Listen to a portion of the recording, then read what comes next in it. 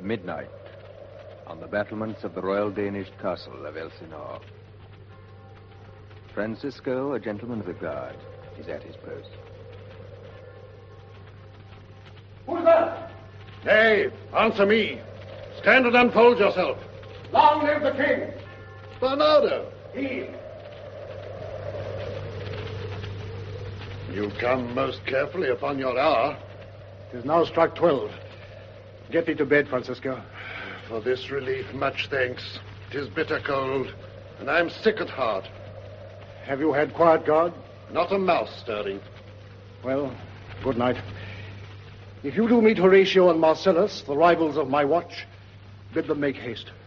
I think I hear them. Stand, hold. Who's there?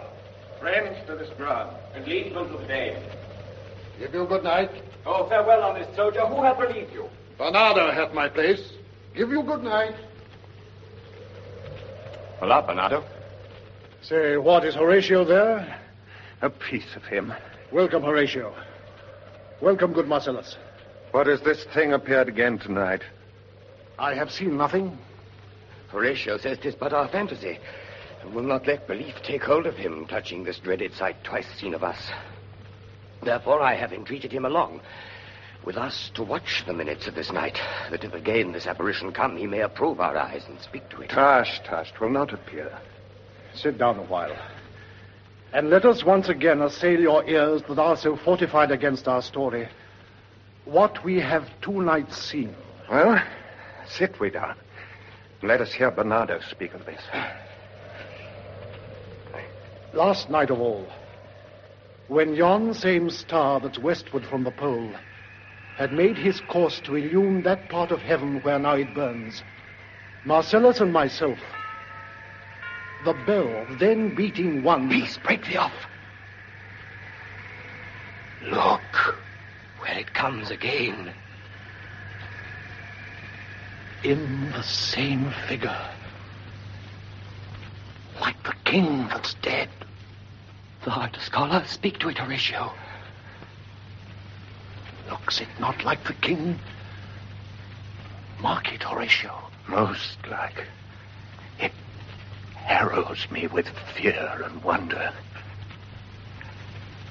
It would be spoke to. Speak to it, Horatio. What art thou that usurps this time of night, together with that fair and warlike form in which the majesty of buried Denmark did sometimes march? By heaven, I charge thee speak. 'Tis offended. See, it stalks away. Stay, speak! Speak! I charge thee, speak! 'Tis gone, and will not answer. How now, Horatio? You tremble and look pale. Is not this something more than fantasy? What think you want? Before my God, I might not this believe without the sensible and true avouch of mine own eyes. Is it not like the king? As thou art to thyself. Such was the very armor he had on when he the ambitious Norway combated. So frowned he once when in an angry parle he smote the sledded poleaxe on the ice. 'Tis strange. Thus, twice before, and jump at this dead hour, with martial stalk hath he gone by our watch. In what particular thought to work, I know not. But in the gross and scope of my opinion, this bodes some strange eruption to our state. Good now. Sit down and tell me, he that knows, why this same strict and most observant watch so nightly toils the subject of the land, and why such daily cast of brazen cannon, and foreign mart for implements of war, why such impress of shipwrights, whose sore task does not divide the Sunday from the week? What might be toward that this sweaty haste doth make the night joint laborer with the day? Who is that can inform me? That can I. At least the whisper goes so. Our last king, whose image even but now appeared to us, was, as you know, by Fortinbras of Norway, thereto pricked on by a most emulate pride, dared to the combat, in which our valiant Hamlet, For so this side of our known world esteemed him, did slay this Fortinbras, who by a sealed compact, well ratified by law and heraldry, did forfeit with his life all those his lands which he stood seized of to the conqueror, against the which a moiety competent was gauged by our king, which had returned to the inheritance of Fortinbras had he been vanquisher, as by the same covenant and carriage of the article designed his fell to Hamlet. Now, sir, young Fortinbras, of unimproved metal, hot and full, hath in the skirts of Norway here and there sharked up a list of lawless resolutes for food and diet, to some enterprise that hath a stomach in it, which is no other but to recover of us by strong hand and terms compulsatory those foresaid lands so by his father lost. And this, I take it, is the main motive of our preparations, the source of this our watch, and the chief head of this post-haste and roamage in the land. I think it be no other but e'en so. Well may it sort that this portentous figure comes armed through our watch, so like the king that was, and is the question of these wars. A mote it is to trouble the mind's eye. In the most high and palmy state of Rome, a little ere the mightiest Julius fell, the graves stood tenantless, and the sheeted dead did squeak and gibber in the Roman streets.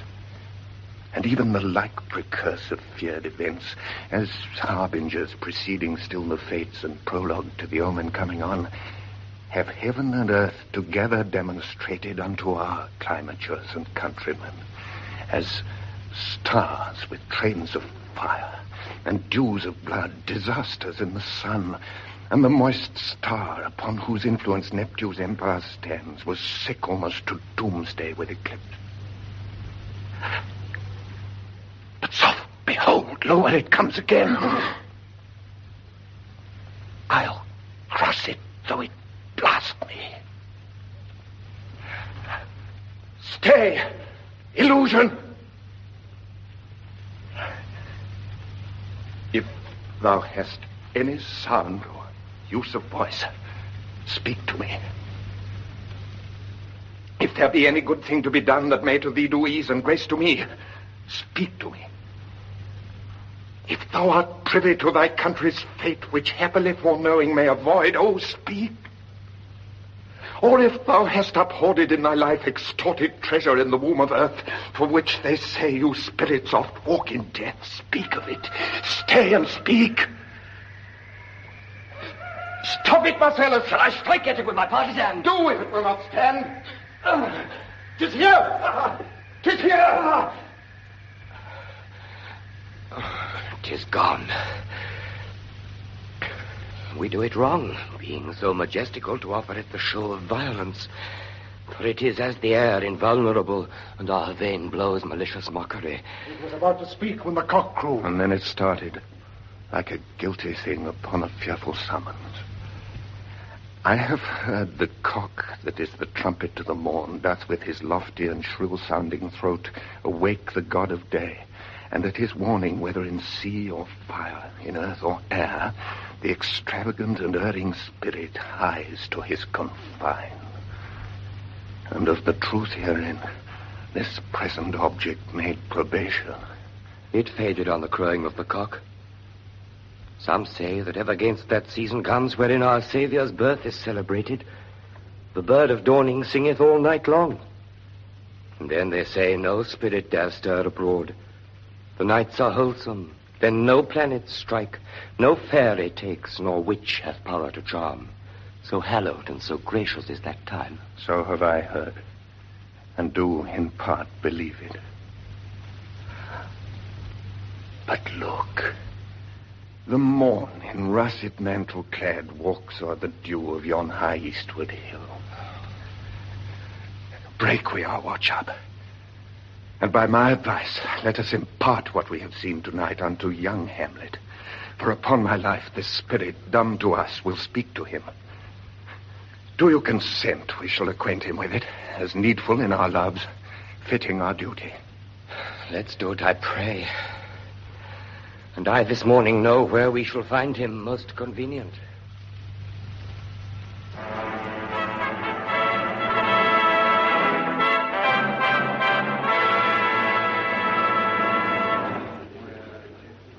Claudius, the new king of Denmark, the late king's brother, is about to hold a state council. The councillors, headed by Polonius, are in their robes, and behind them are the courtiers in full court dress. Among them, Polonius' son, Laertes. Hamlet, the late king's son, is dressed in plain black.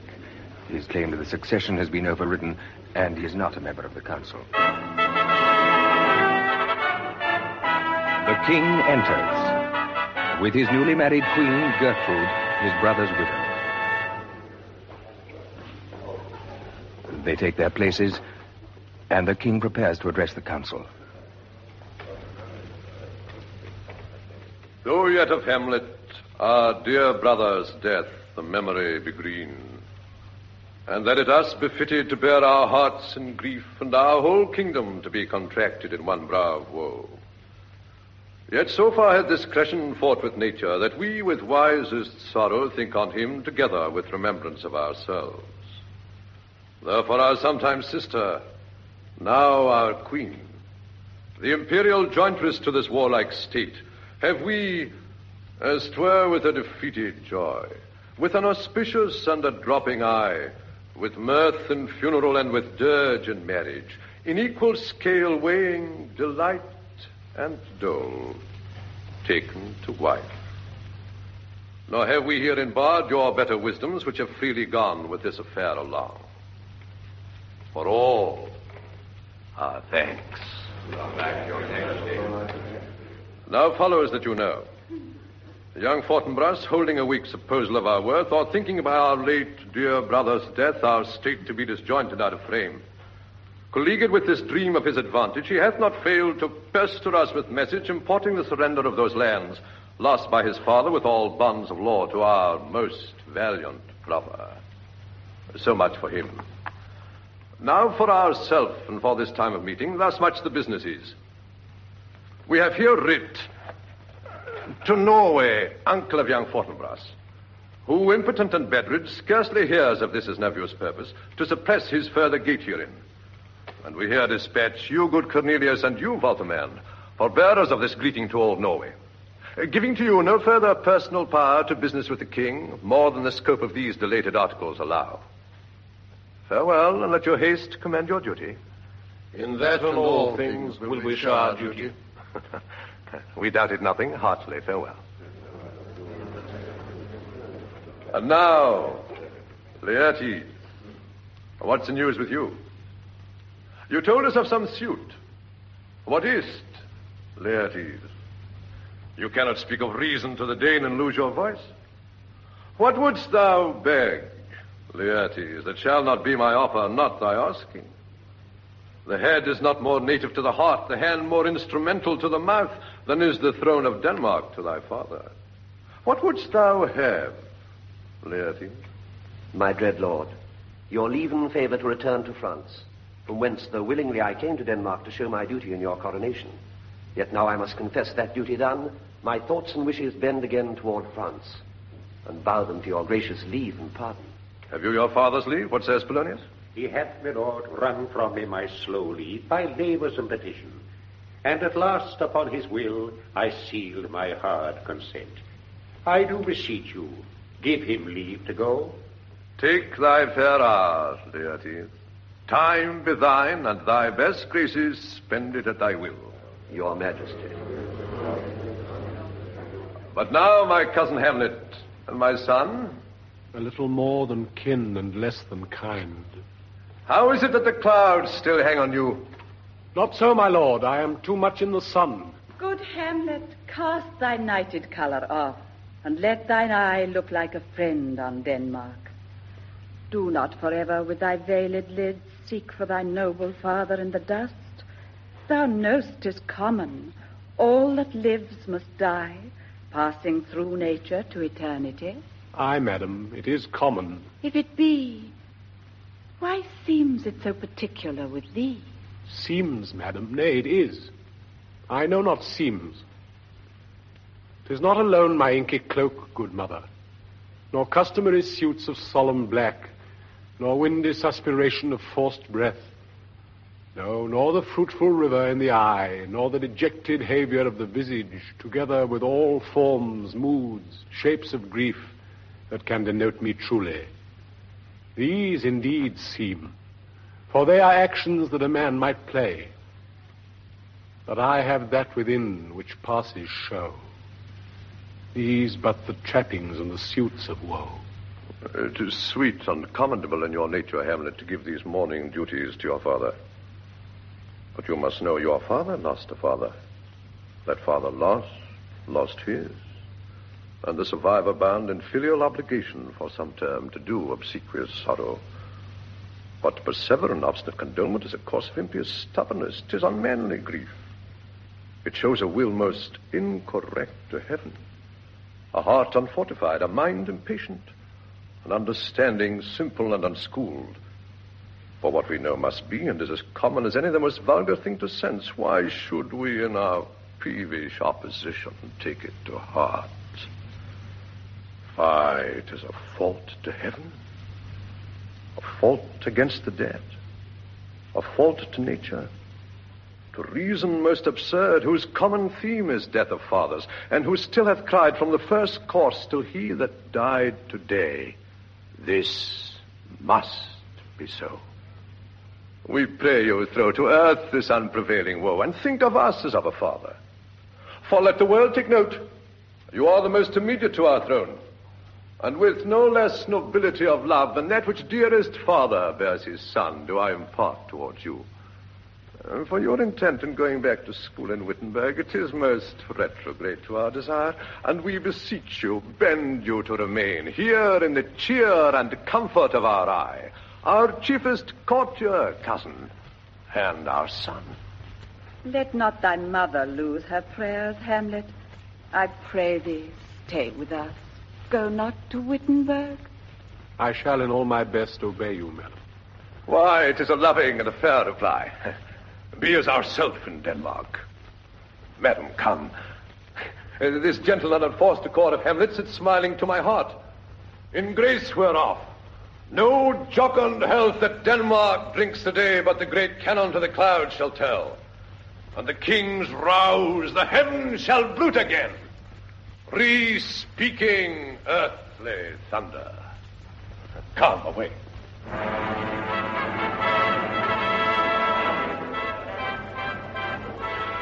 Oh, that this too sullied flesh would melt, thaw, and resolve itself into a dew. Or that the everlasting had not fixed his cannon against self-slaughter. Oh, God, how weary, stale, flat, and unprofitable seem to me all the uses of this world. Fie on thou, fie. 'Tis an unweeded garden that grows to seed. Things rank and gross in nature possess it merely. That it should come to this. But 2 months dead. Nay, not so much, not 2. So excellent a king that was to this Hyperion to a satyr. So loving to my mother that he might not beteem the winds of heaven visit her face too roughly. Heaven and earth must I remember. Why, she would hang on him as if increase of appetite had grown with what it fed on. And yet within a month, let me not think on... Frailty, thy name is woman. A little month. Or ere those shoes were old with which she followed my poor father's body, like Niobe, all tears. Why, she, even she... Oh, God, a beast that once discourse of reason would have mourned longer. Married with mine uncle, my father's brother, but no more like my father than I to Hercules, within a month. Ere yet the salt of most unrighteous tears had left the flushing in her galled eyes, she married. Oh, most wicked speed to post with such dexterity to incestuous sheets. It is not, nor it cannot come to good, but break my heart, for I must hold my tongue. Hail to your lordship. I am glad to see you well. Horatio, or I do forget myself. The same, my lord. And your poor servant, Emma. Sir, my good friend, I'll change that name with you. But what make you from Wittenberg, Horatio? Marcellus. My good lord. I am very glad to see you. Good evening, sir. My lord. But what in faith make you from Wittenberg? A truant disposition, good my lord. I would not hear your enemies say so. Nor shall you do mine ear that violence to make it trusted of your own report against yourself. I know you are no truant. But what is your affair in Elsinore? We'll teach you to drink deep ere you depart. My lord, I came to see your father's funeral. I pray thee do not mock me, fellow students. I think it was to see my mother's wedding. Indeed, my lord, it followed hard upon. Swift, Horatio. The funeral baked meats did coldly furnish forth the marriage tables. Would I had met my dearest foe in heaven, or ever I had seen that day, Horatio. My father. Thinks I see my father. Where, my lord? In my mind's eye, Horatio. I saw him once. He was a goodly king. He was a man. Take him for all in all. I shall not look upon his like again. My lord, I think I saw him yesternight. Saw? Who? My lord, the king, your father. The king, my father? Season your admiration for a while with an attent ear, till I may deliver upon the witness of these gentlemen this marvel to you. For God's love, let me hear. 2 nights together had these gentlemen, Marcellus and Bernardo, on their watch, in the dead western middle of the night, been thus encountered. A figure, like your father, armed at point, exactly qu'épopée, appears before them, and with solemn march goes slow and stately by them. Thrice he walked by their oppressed and fear-surprised eyes, within his truncheon's length, whilst they, distilled almost to jelly with the act of fear, stand dumb and speak not to him. This to me, in dreadful secrecy impart they did, and I with them the 3rd night kept the watch, where, as they had delivered both in time, form of the thing, each word made true and good, the apparition comes. I knew your father. These hands are not more like. But where was this? My lord, upon the platform where we watch. Did you not speak to it? My lord, I did, but answer made it none. Yet once methought it lifted up its head and did address itself to motion, like as it would speak. But even then the morning cock crew loud, and at the sound it shrunk in haste away and vanished from our sight. 'Tis very strange. As I do live, my honored lord, 'tis true. And we did think it writ down in our duty to let you know of it. Indeed, sirs, but this troubles me. Hold you the watch tonight? We do, my lord. Armed, say you? Armed, my lord. From top to toe? My lord, from head to foot? Then saw you not his face? Oh, yes, my lord. He wore his beaver up. What looked he, frowningly? A countenance more in sorrow than in anger. Pale or red? Nay, very pale. And fixed his eyes upon you? Most constantly. I would I had been there. It would have much amazed you. Very like. Stayed it long? While one with moderate haste might tell 100. Longer. Not when I saw it. His beard was grizzled, no? It was as I have seen it in his life. A sable silvered. I will watch tonight. Perchance 'twill walk again. I warrant it will. If it assume my noble father's person, I'll speak to it, though hell itself should gape and bid me hold my peace. I pray you all, if you have hitherto concealed this sight, let it be tenable in your silence still. And whatsoever else shall hap tonight, give it an understanding, but no tongue. I will requite your loves. So fare you well. Upon the platform, twixt 11 and 12, I'll visit you. Our duty to your honor. Your loves, as mine to you. Farewell.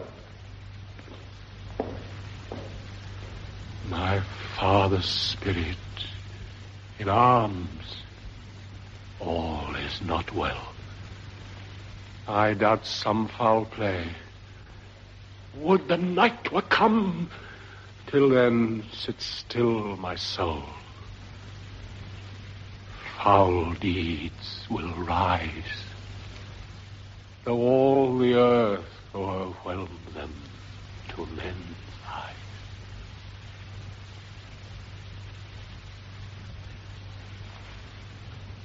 Polonius's son Laertes, now ready to leave for France, is saying goodbye to his sister, Ophelia. My necessaries are embarked. Farewell. And sisters, the winds give benefit and convoys assistant.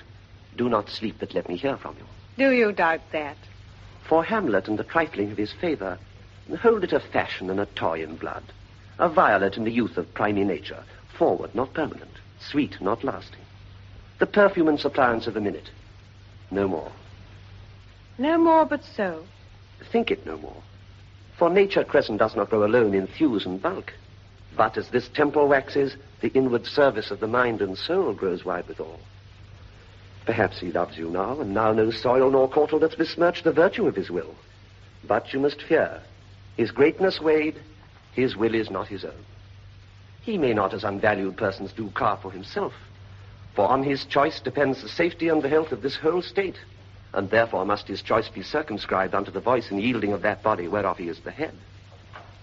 Then if he says he loves you, it fits your wisdom so far to believe it as he in his particular act and place may give his saying deed, which is no further than the main voice of Denmark goes withal. Then weigh what loss your honor may sustain, if with too credent ear you list his songs or lose your heart, or your chaste treasure open to his unmastered importunity. Fear it, Ophelia. Fear it, my dear sister, and keep you in the rear of your affection, out of the shot and danger of desire. The chariest maid is prodigal enough if she unmask her beauty to the moon. Virtue itself scapes not calumnious strokes. The canker galls the infants of the spring too oft before their buttons be disclosed. And in the morn and liquid dew of youth, contagious blastments are most imminent. Be wary then. Best safety lies in fear. Youth to itself rebels, though none else near. I shall the effect of this good lesson keep as watchman to my heart. But, good my brother, do not, as some ungracious pastors do, show me the steep and thorny way to heaven, whiles like a puffed and reckless libertine himself the primrose path of dalliance treads and recks not his own reed. Oh, fear me not. I stay too long. But here my father comes. A double blessing is a double grace. Occasion smiles upon a second leave. Get here, Leontes. Aboard, aboard, for shame. The wind sits in the shoulder of your sail, and you're stayed for. There, my blessing with thee. And these few precepts in thy memory look thou character. Give thy thoughts no tongue, nor any unproportioned thought his act. Be thou familiar, but by no means vulgar. Those friends thou hast and their adoption tried, grapple them unto thy soul with hoops of steel. But do not dull thy palm with entertainment of each new-hatched, unpledged courage. Beware of entrance to a quarrel, but being in, bear that the opposite may beware of thee. Give every man thy ear, but few thy voice. Take each man's censure, but reserve thy judgment. Costly thy habit as thy purse can buy, but not expressed in fancy. Rich, not gaudy. For the apparel oft proclaims the man, and they in France of the chief rank and station are most select and generous in that. Neither a borrower nor a lender be, for loan oft loses both itself and friend, and borrowing dulls the edge of husbandry. This above all. To thine own self be true, and it must follow as the night the day.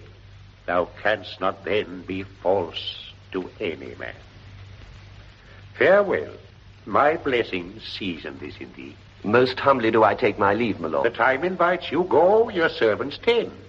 Farewell, Ophelia, and remember well what I have said to you. 'Tis in my memory locked, and you yourself shall keep the key of it. Farewell. Farewell. What is it, Ophelia, he hath said to you? So please you, something touching the Lord Hamlet. Very well bethought. 'Tis told me he hath very oft of late given private time to you, and you yourself have at your audience been most free and bounteous. If it be so, as sold is put on me, and that in way of caution, I must tell you, you do not understand yourself so clearly as it behoves my daughter and your honor. What is between you? Give me up the truth. He hath, my lord, of late made many tenders of his affection to me. Affection, Paul. Here you speak like a green girl, unsifted in such perilous circumstance. Do you believe his tenders, as you call them? I do not know, my lord, what I should think. Mary, I will teach you. You think yourself a baby, that you have ta'en these tenders for true pay which are not sterling. Tender yourself more dearly, or, not to crack the wind of the poor phrase running it thus, you'll tender me a fool. My lord, he has importuned me with love in honorable fashion. By fashion you may call it. Go to. And has given countenance to his speech, my lord, with almost all the holy vows of heaven. Aye, springes to catch woodcocks. I do know when the blood burns how prodigal the soul lends the tongue vows. These blazes, daughter, giving more light than heat, extinct in both even in their promise as 'tis a making, you must not take for fire. From this time, be something scanter of your maiden presence. For Lord Hamlet, believe so much in him that he is young, and with a larger tether may he walk than may be given you. In few, Ophelia, do not believe his vows, for they are brokers, not of that dye which their investments show, but mere implorators of unholy suits, breathing like sanctified and pious bawds, the better to beguile.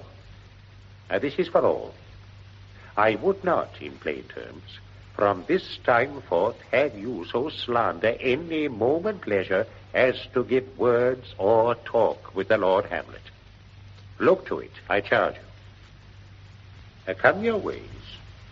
I shall obey, my lord. It is night. Hamlet, Horatio, and Marcellus are on the battlements. Yeah, bite shrewdly. It is very cold. It is a nipping and an eager air. What hour now? I think it lacks of 12. No, it is struck. Indeed? I heard it not. It then draws near the season wherein the spirit held his wont to walk.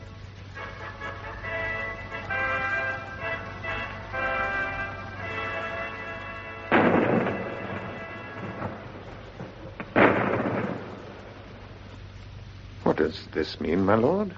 The king doth wake tonight and takes his rouse, keeps wassail on the swaggering upspring reels. And as he drains his draughts of Rhenish down, the kettle drum and trumpet thus bray out the triumph of his pledge. Is it a custom? Aye, merriest. But to my mind, though I am native here and to the manner born, it is a custom more honored in the breach than the observance. This heavy-headed revel, east and west, makes us traduced and taxed of other nations. They keep us drunkards, and with swinish phrase soil our addition. And indeed it takes from our achievements, though performed at height, the pith and marrow of our attribute.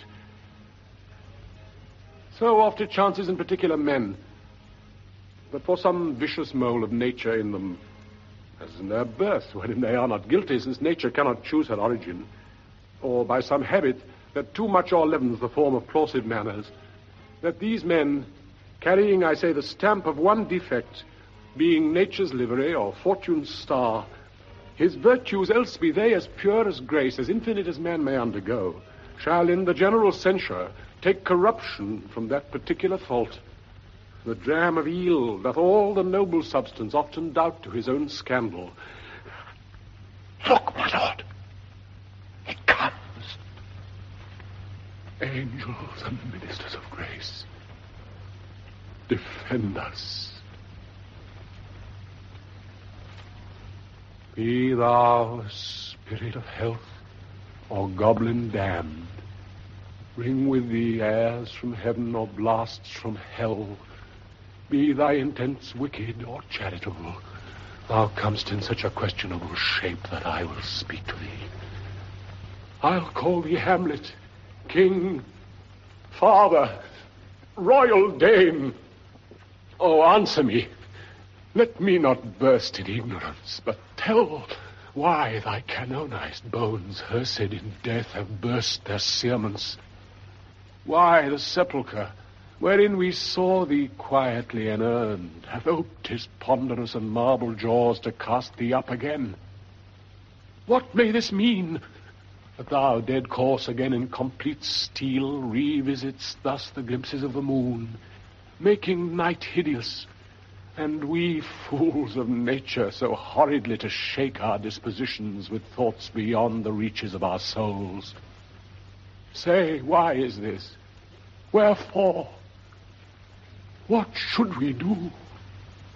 It beckons you to go away with it, as if it's some impartment it desire to you alone. Look with what courteous action it waves you to Amore. Move it gone, but do not go with it. No, by no means. It will not speak. Then I will follow it. Do not, my lord. Why? What should be the fear? I do not set my life at a pin's fee. And for my soul, what can it do to that, being a thing immortal as itself? It waves me forth again. I'll follow it. What if it tempt you toward the flood, my lord? Or to the dreadful summit of the cliff that beetles o'er his base into the sea, and there assume some other horrible form which might deprive your sovereignty of reason and draw you into madness? Think of it. The very place puts toys of desperation without more motive into every brain that looks so many fathoms to the sea and hears it roar beneath. It waves me still. Go on, I'll follow thee. You shall not go, my lord. Hold up your hands. Be ruled, you shall not go. My fate cries out and makes each petty artery in this body as hardy as the Nemean lion's nerve. Still am I called. Unhand me, gentlemen. By heaven, I'll make a ghost of him that lets me. I say away. Go on. I'll follow thee. He waxes desperate with imagination. Let's follow. 'Tis not fit thus to obey him. Have after. To what issue will this come? Something is rotten in the state of Denmark. Heaven will direct it. Nay, let's follow him.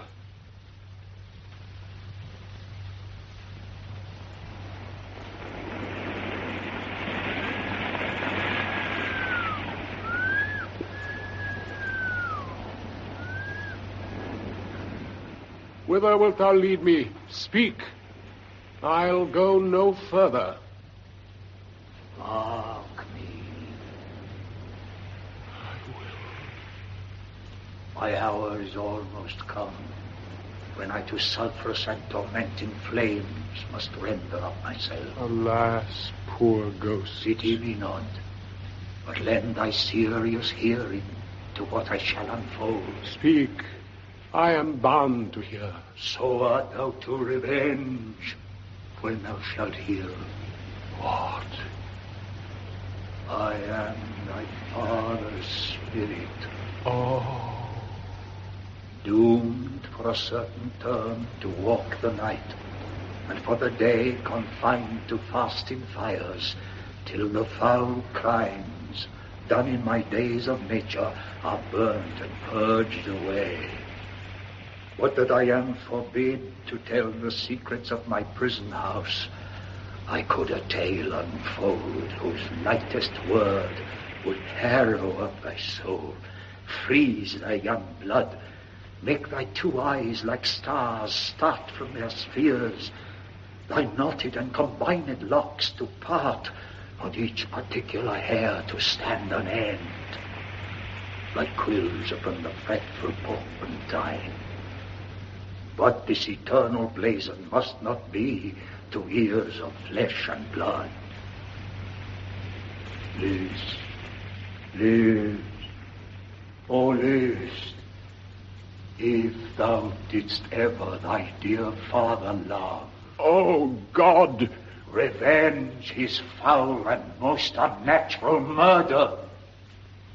Murder? Murder most foul, as in the best it is.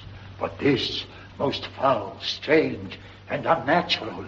Haste me to know it, that I with wings as swift as meditation or the thoughts of love may sweep to my revenge. Find the act, and duller shouldst thou be than the fat weed that roots itself in ease on Lethe wharf, wouldst thou not stir in this.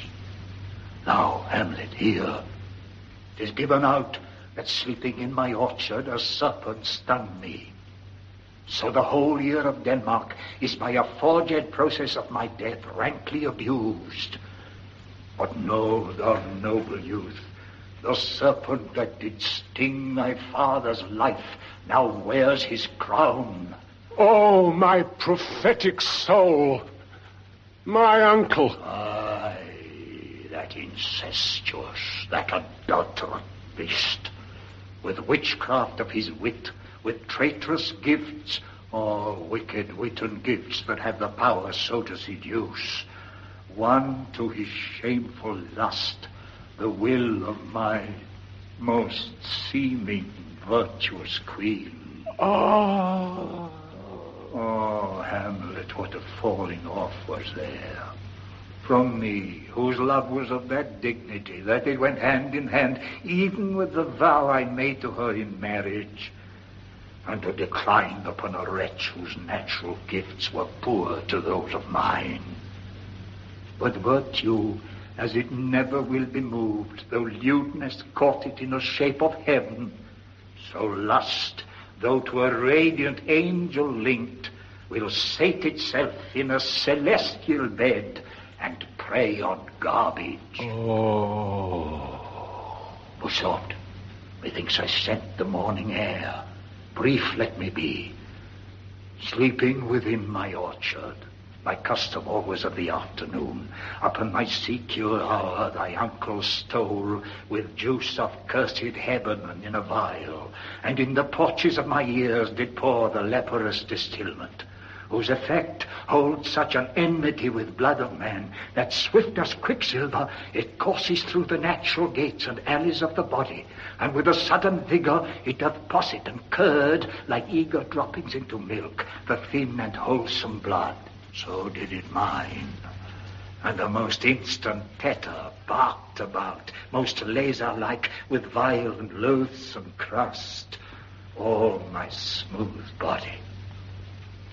Thus was I, sleeping, by a brother's hand, of life, of crown, of queen, at once dispatched, cut off even in the blossoms of my sin. Unhoused, disappointed, unannealed, no reckoning made, but set to my account with all my imperfections on my head. Oh, horrible, most horrible. If thou hast nature in thee, bear it not. Let not the royal bed of Denmark be a couch for luxury and damned incest. But howsoever thou pursuest this act, taint not thy mind, nor let thy soul contrive against thy mother, Lord. Leave her to heaven, and to those thorns that in her bosom lodge to prick and sting her. Fare thee well at once. The glowworm shows the matin to be near, and gins to pale his ineffectual fire. Adieu, adieu, adieu. Remember me.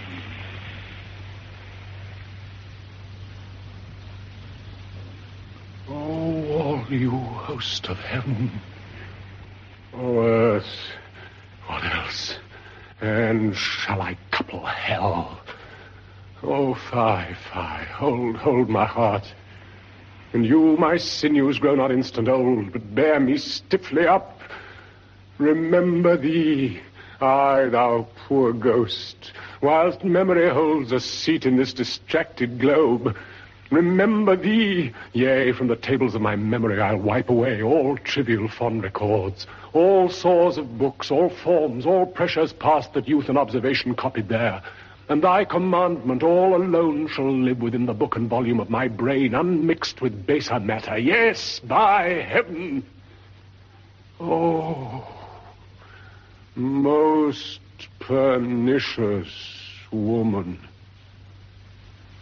Oh, villain, smiling, damned villain. My tables, meet it as I set it down, that one may smile and be a villain. At least I'm sure it may be so in Denmark. So, uncle, there you are. Now to my word. It is adieu. Adieu. Remember me. I have sworn My Lord! Lord Hamlet! Heaven's sake, you are here. So be it. Hello, ho, ho, my lord! Hello, ho, ho, boy! Come, bird, come! How is my noble lord? What news, my lord? Oh, wonderful. Good, my lord, tell it. No, you'll reveal it. Not I, my lord, by heaven. Nor I, my lord. How say you then? Would heart of man once think it? But you'll be secret. Aye, by heaven, my lord. There's never a villain dwelling in all Denmark, but he's an arrant knave. There needs no ghost, my lord, come from the grave to tell us this. Why, right, you are in the right. And so, without more circumstance at all, I hold it fit that we shake hands and part. You, as your business and desire, shall point you, for every man hath business and desire, such as it is. And for mine own poor part, look you, I'll go pray. These are but wild and whirling words, my lord. I'm sorry they offend you heartily. Yes, faith, heartily. There's no offense, my lord. Yes, my St. Patrick, but there is, Horatio, and much offense, too. Touching this vision here, it is an honest ghost, that let me tell you. For your desire to know what is between us, or master it as you may. And now, good friends, as you are friends, scholars and soldiers, give me one poor request. What is, my lord? We will. Never make known what you have seen tonight. My lord, we will not. Nay, but swear it. In faith, my lord, not I. Nor I, my lord, in faith. Upon my sword. We have sworn, my lord, already. Indeed, upon my sword, indeed. Say'st thou so? Art thou there, true penny? Come on. You hear this fellow in the cellarage. Consent to swear. Propose the oath, my lord. Never to speak of this that you have seen. Swear by my sword. Pick it you by quid, and we'll shift our ground. Come hither, gentlemen, and lay your hands again upon my sword. Swear by my sword, never to speak of this that you have heard. Swear by his sword. Well said, old mole. Canst work in the earth so vast. A worthy pioneer. Once more remove, good friend. Oh, day and night, but this is wondrous, strange.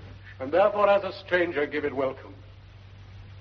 There are more things in heaven and earth, Horatio, than I dreamt of in your philosophy. But come, here as before, never so help you mercy, how strange or odd soe'er I bear myself, as I, perchance, hereafter shall think fit to put an antic disposition on, that you at such time seeing me never shall, with arms encumbered thus, or this head shake, or by pronouncing of some doubtful phrase, as well we know, or we would, and if we could, or if we list to speak, or there be, and if there might, or such ambiguous giving out, to note that you know aught of me, this do swear. So grace and mercy at your most need help you.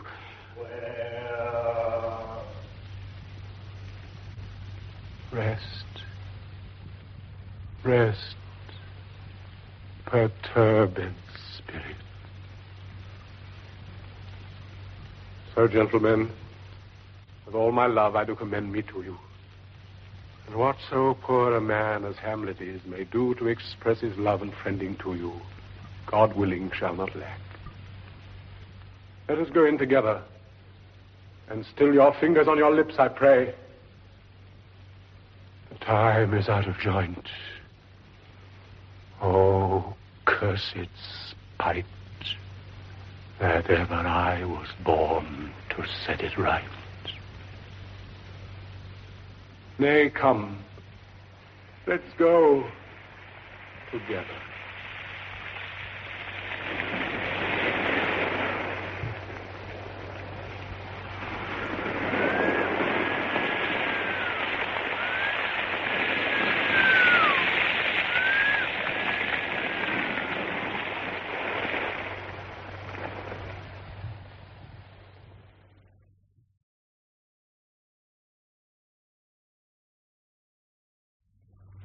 Some weeks have passed.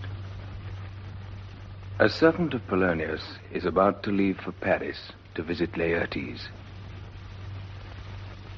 Give him this money and these notes, Ronaldo. I will, my lord. You shall do marvelous wisely, good Ronaldo, before you visit him to make inquire of his behavior. My lord, I did intend it. Very well said, very well said. Look you, sir. Inquire me first what danskers are in Paris, and how and who, what means and where they keep, what company, at what expense.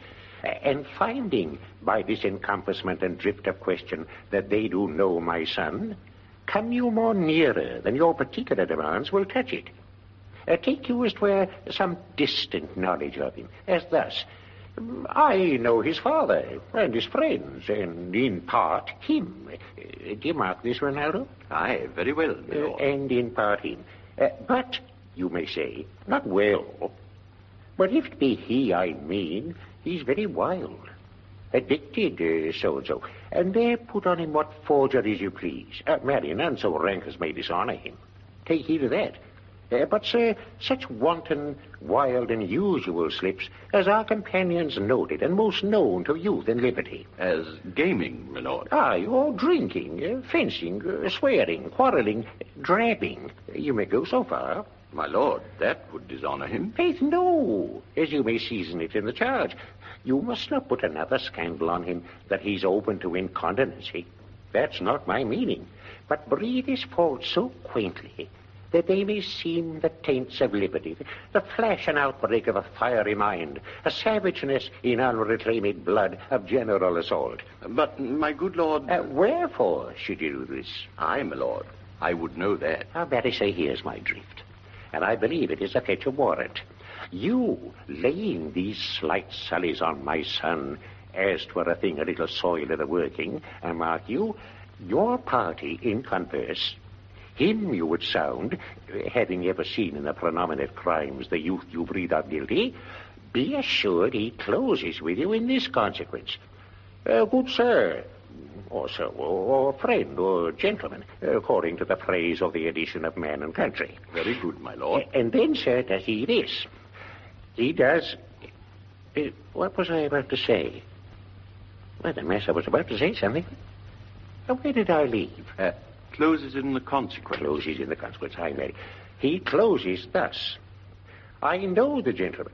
I saw him yesterday, or t'other day, or then, with such or such, and as you say, there was gaming. There or tookings aroused, there falling out at tennis, or perchance I saw him enter such a house of sale, vital I said, a brothel, or so forth. See you now, your beta falsehood takes this card of truth. And thus do we of wisdom and of reach, with windlasses and with essays of bias, by indirections, find directions out. So, by my former lecture and advice, shall you, my son. You have me, have you not? My lord, I have. God be with you. Fare you well. Good, my lord. Observe his inclination in yourself. I shall, my lord. And let him ply his music. Well, my lord. Farewell.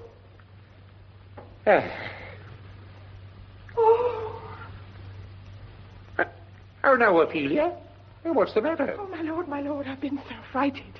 With what, in the name of God? My lord, as I was sewing in my closet, Lord Hamlet, with his doublet all unbraced, no hat upon his head, his stockings fouled, ungartered and down-jived to his ankle, pale as his shirt, his knees knocking each other, and with a look so piteous and purport as if he had been loosed out of hell to speak of horrors, he comes before me.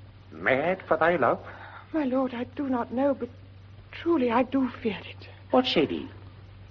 He took me by the wrist and held me hard. Then goes he to the length of all his arm, and with his other hand thus o'er his brow, he falls to such perusal of my face as he would draw it. Uh-huh. Long stayed he so. At last a little shaking of mine arm, and thrice his head thus waving up and down. He raised a sigh so piteous and profound as it did seem to shatter all his bulk and end his being. Uh-huh. That done, he lets me go. And with his head over his shoulder turned, he seemed to find his way without his eyes. For out of doors he went without their helps, and to the last, then did their light on me. Come, go with me. I will go seek the king.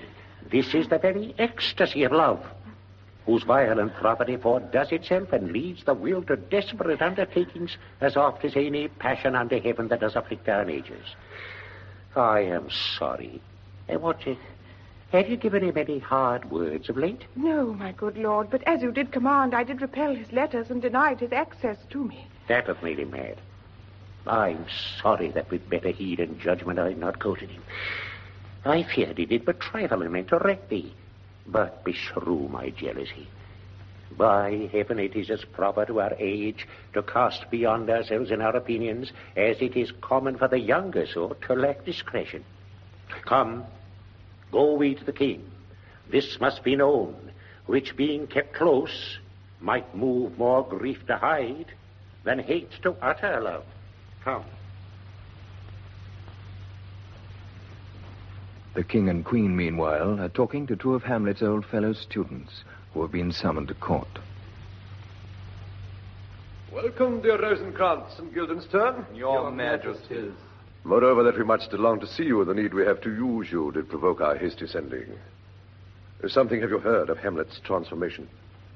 So call it saith nor the exterior nor the inward man resembles that it was. What it should be more than his father's death that thus hath put him so much from the understanding of himself, I cannot dream of. I entreat you both that being of so young days brought up with him, and sit so neighbor to his youth and havior, that you vouchsafe your rest here in our court some little time. So by your companies to draw him on to pleasures, and to gather so much as from occasion you may glean, whether aught to us unknown afflicts him thus, that open lies within our remedy. Good gentleman, he hath much talked of you, and sure I am two men that are not living to whom he more adheres.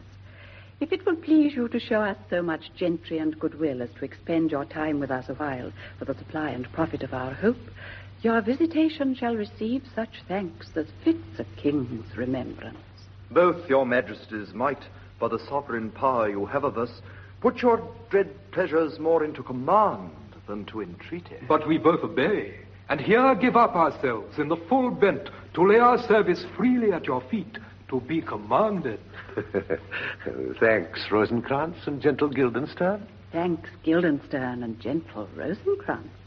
And I beseech you instantly to visit my too much changed son. Go, some of you, and bring these gentlemen where Hamlet is. Heavens make our presence and our practices pleasant and helpful to him. Aye, amen. Come, gentlemen. The ambassadors from Norway, being good lord, are joyfully returned. Thou still hast been the father of good news. Have I, my lord? Assure you, my good liege, I hold my duty as I hold my soul, both to my God and to my gracious king. And I do think, or else this brain of mine hunts not the trail of policy so sure as it hath used to do, that I have found the very cause of Hamlet's lunacy. Oh, speak of that. That do I long to hear. Give first admittance to the ambassadors. My news shall be the fruit to that great feast. Thyself do grace to them and bring them in. He tells me, my dear Gertrude, he hath found the head and source of all your son's distemper. I doubt it is no other but the main, his father's death and our hasty marriage. Well, we shall sift him. Welcome, my good friends. Say, Volterman, what from our brother Norway? Most fair return of greetings and desires. Upon our first, he sent out to suppress his nephew's levies, which to him appeared to be a preparation against the Polack. But better looked into, he truly found it was against your highness.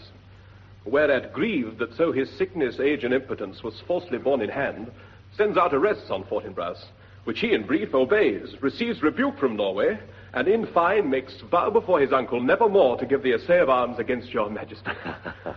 Whereon old Norway, overcome with joy, gives him 70,000 crowns in annual fee, and his commission to employ those soldiers so levied as before against the Polack, with an entreaty, herein further shown, that it might please you to give quiet pass through your dominions for this enterprise, on such regards of safety and allowance as therein are set down. It likes us well. And at our more considered time we'll read, answer, and think upon this business. Meantime, we thank you for your well-took labor. Go to your rest. At night we'll feast together. Most welcome home. We thank your Majesty. Your Majesty. This business is well ended. My liege and madam, to expostulate what majesty should be, what duty is, why day is day, night, night, and time is time, were nothing but a waste night, day, and time. Therefore, for bravery is the soul of wit, and tediousness the limbs and outward flourishes, I will be brief. Your noble son is mad. Mad call I it, for to define true madness, what is but to be nothing else but mad? But let that go. More matter with less art. Oh, madam, I swear I use no art at all. That he is mad, 'tis true. 'Tis true, 'tis pity. And pity 'tis true. A foolish figure. But farewell it, for I will use no art. Mad, let us grant him then. And now remains that we find out the cause of this effect. Or rather say the cause of this defect, for this effect defective comes by cause. Thus it remains, and the remainder thus. Append. I have a daughter, while she is mine, who in her duty and obedience, mark, hath given me this. Now, gather and surmise. To the celestial and my soul's idol, the most beautified Ophelia. Oh, that's an ill phrase. A vile phrase. Oh, beautified is a vile phrase. But you shall hear. Thus, in her excellent white bosom, these, etc. Came this from Hamlet to her? Good madam, stay a while, I will be faithful. Doubt thou the stars are fire.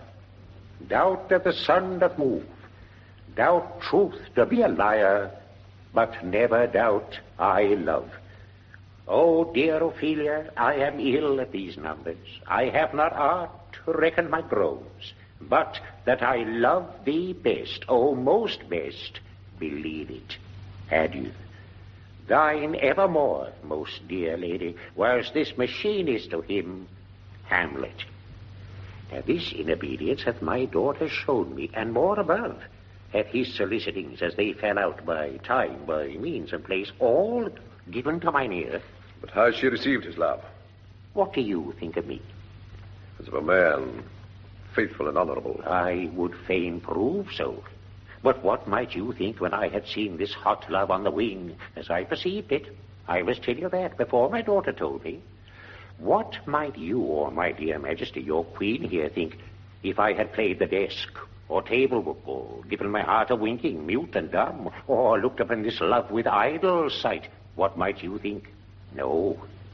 I went round the word, and my young mistress thus I did bespeak. Lord Hamlet is a prince out of thy star. This must not be. And then I prescripts gave her that she should lock herself from his resort, admit no messengers, receive no tokens. Which done, she took the fruits of my advice. And he, repelled, a short tale to make, fell into a sadness, thence into a fast, thence to a watch, thence into a weakness, thence to a lightness, and by this declension into the madness, wherein now he raves, and all we mourn for. Do you think 'tis this? It may be very like. Hath there been such a time, I'd fain know that I have positively said 'tis so, when it proved otherwise? Not that I know. Take this from this, if this be otherwise. If circumstances lead me, I will find where truth is hid, though it were hid indeed within the center. How may we try it further? You know, sometimes he walks 4 hours together here in the lobby. So he does indeed. At such a time, I'll loose my daughter to him. Be you and I behind an arras then. Mark the encounter. If he love her not, and be not from his reason fallen thereon, let me be no assistant for a state, but keep a farm and carters. We will try it. But look, where sadly the poor wretch comes reading. Away, I do beseech you both, away. I'll board in presently. Oh, give me leave. Come, Gertrude.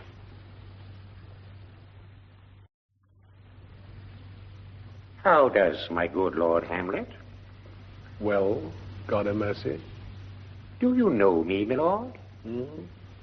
Excellent well, you are a fishmonger. Not I, my lord.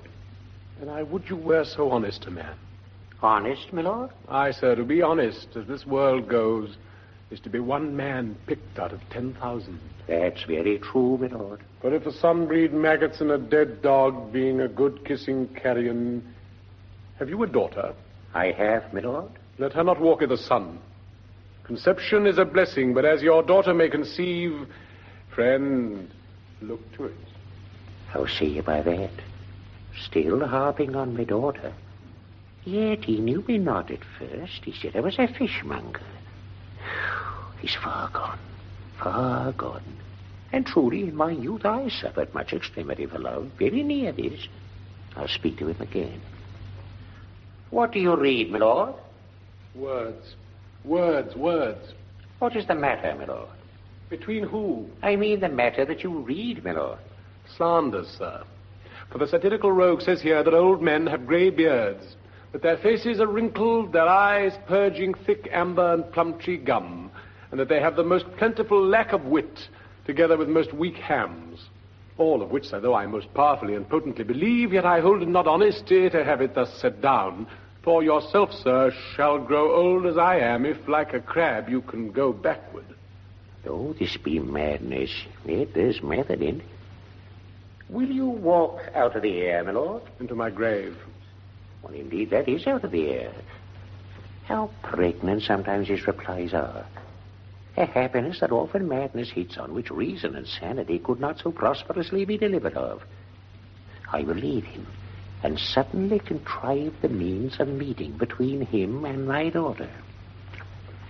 My lord, I will take my leave of you. You cannot, sir, take from me anything that I will more willingly part withal. Except my life. Except my life. Fare you well, my lord. These tedious old fools. You go to seek the Lord Hamlet. There he is. God save you, sir. My honored lord. My most dear lord.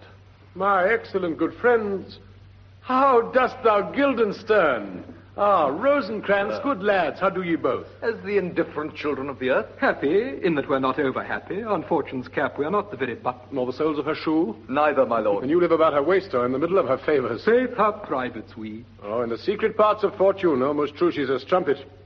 What news? None, my lord, but that the world's grown honest. Then is doomsday near. But your news is not true. Let me question more in particular. What have you, my good friends, deserved at the hands of Fortune that she sends you to prison hither? Prison, my lord? Denmark's a prison. Then is the world one. A goodly one, in which there are many confines, wards, and dungeons, Denmark being one of the worst. We think not so, my lord. Why, then, 'tis none to you. For there is nothing either good or bad, but thinking makes it so. To me, it is a prison. Why, then, your ambition makes it one. 'Tis too narrow for your mind. Oh, God, I could be bounded in a nutshell and count myself a king of infinite space, were it not that I have bad dreams. Which dreams, indeed, are ambition. For the very substance of the ambitious is merely the shadow of a dream. A dream itself is but a shadow. Truly. And I hold ambition of so airy and light a quality that it is but a shadow. Then are our beggars' bodies and our monarchs and outstretched heroes the beggars' shadows. Shall we to the court, for by my fay I cannot reason. We'll wait upon you. Such matter, I will not sort you among the rest of my servants. For to speak to you like an honest man, I am most dreadfully attended. But in the beaten way of friendship, what make you at Elsinore? To visit you, my lord. No other occasion. Beggar that I am even poor in thanks, but I thank you. And sure, dear friends, my thanks are too dear a halfpenny. Were you not sent for? Is it your own inclining? Is it a pre-visitation? Come, deal justly with me. Come. Nay, speak. What should we say, my lord? Why, anything but to the purpose. You were sent for. And there is a kind of confession in your looks that your modesties have not craft enough to colour. I know the good king and queen have sent for you. To what end, my lord? That you must teach me, but let me conjure you by the rights of our fellowship, by the consonancy of our youth, by the obligation of our ever-preserved love, and by what more dear, better proposer could charge you withal, be even and direct with me, whether you were sent for or no. What say you? Nay, then I have an eye of you. If you love me, hold not off. My lord, We were sent for. I will tell you why. So shall my anticipation prevent your discovery, and your secrecy to the king and queen moult no feather.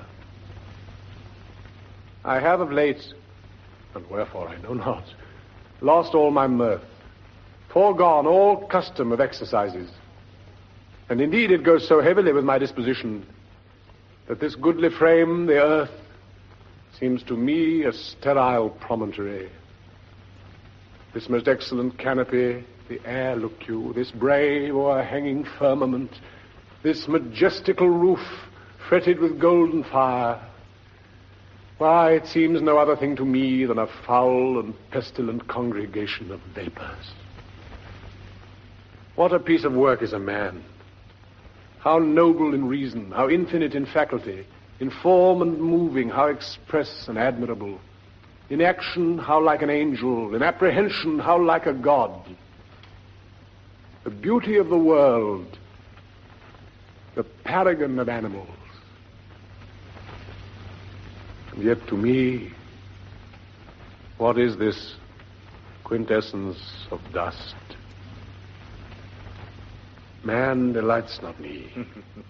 No, nor woman neither, though by your smiling you would seem to say so. My lord, there was no such stuff in my thoughts. Why did you laugh then when I said man delights not me? To think, my lord, if you delight not in man, what Lenten entertainment the players shall receive from you. We courted them on the way, and hither are they coming to offer you service. He that plays the king shall be welcome. His majesty shall have tribute of me. The adventurous knight shall use his foil and target. The lover shall not sigh gratis. The humorous man shall end his part in peace. The clown shall make those laugh whose lungs are tickle of the seer. And the lady shall say her mind freely, or the blank verse shall halt for it. What players are they? Even those you were wont to take such delight in. The tragedians of the city. Oh, how chances it that they travel? Their residence, both in reputation and profit, were better both ways. Do they hold the same estimation they did when I was in the city? Are they so followed? No, indeed, are they not? It is not very strange. For my uncle is King of Denmark, and those that would make mouths at him while my father lived will now give 20, 40, 50, 100 ducats apiece for his picture in little. His blood does something in this more than natural, if philosophy could find it out. There are the players. Gentlemen, you are welcome to Elsinore. Your hands. Come then.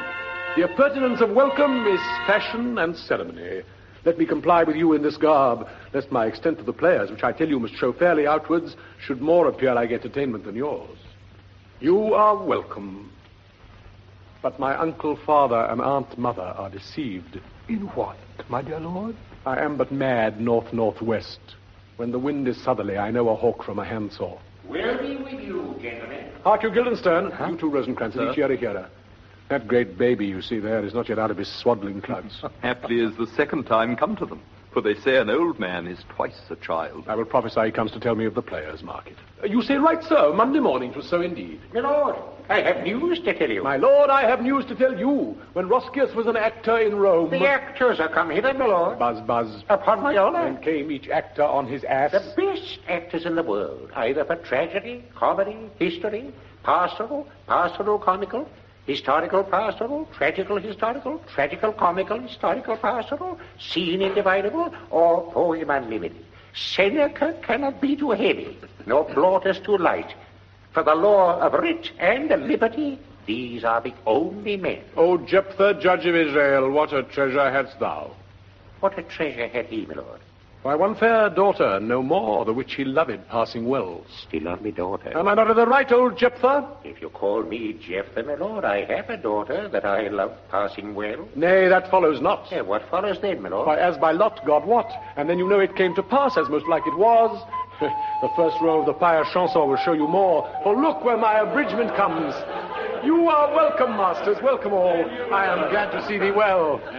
Oh, my old friend. Why, thy face is valiant since I saw thee last. Comest thou to beard me in Denmark? My good lord. What, my young lady and mistress? By a lady, your ladyship's nearer to heaven than when I saw you last by the altitude of a chopin. Pray God your voice like a piece of uncurrent gold be not cracked within the ring.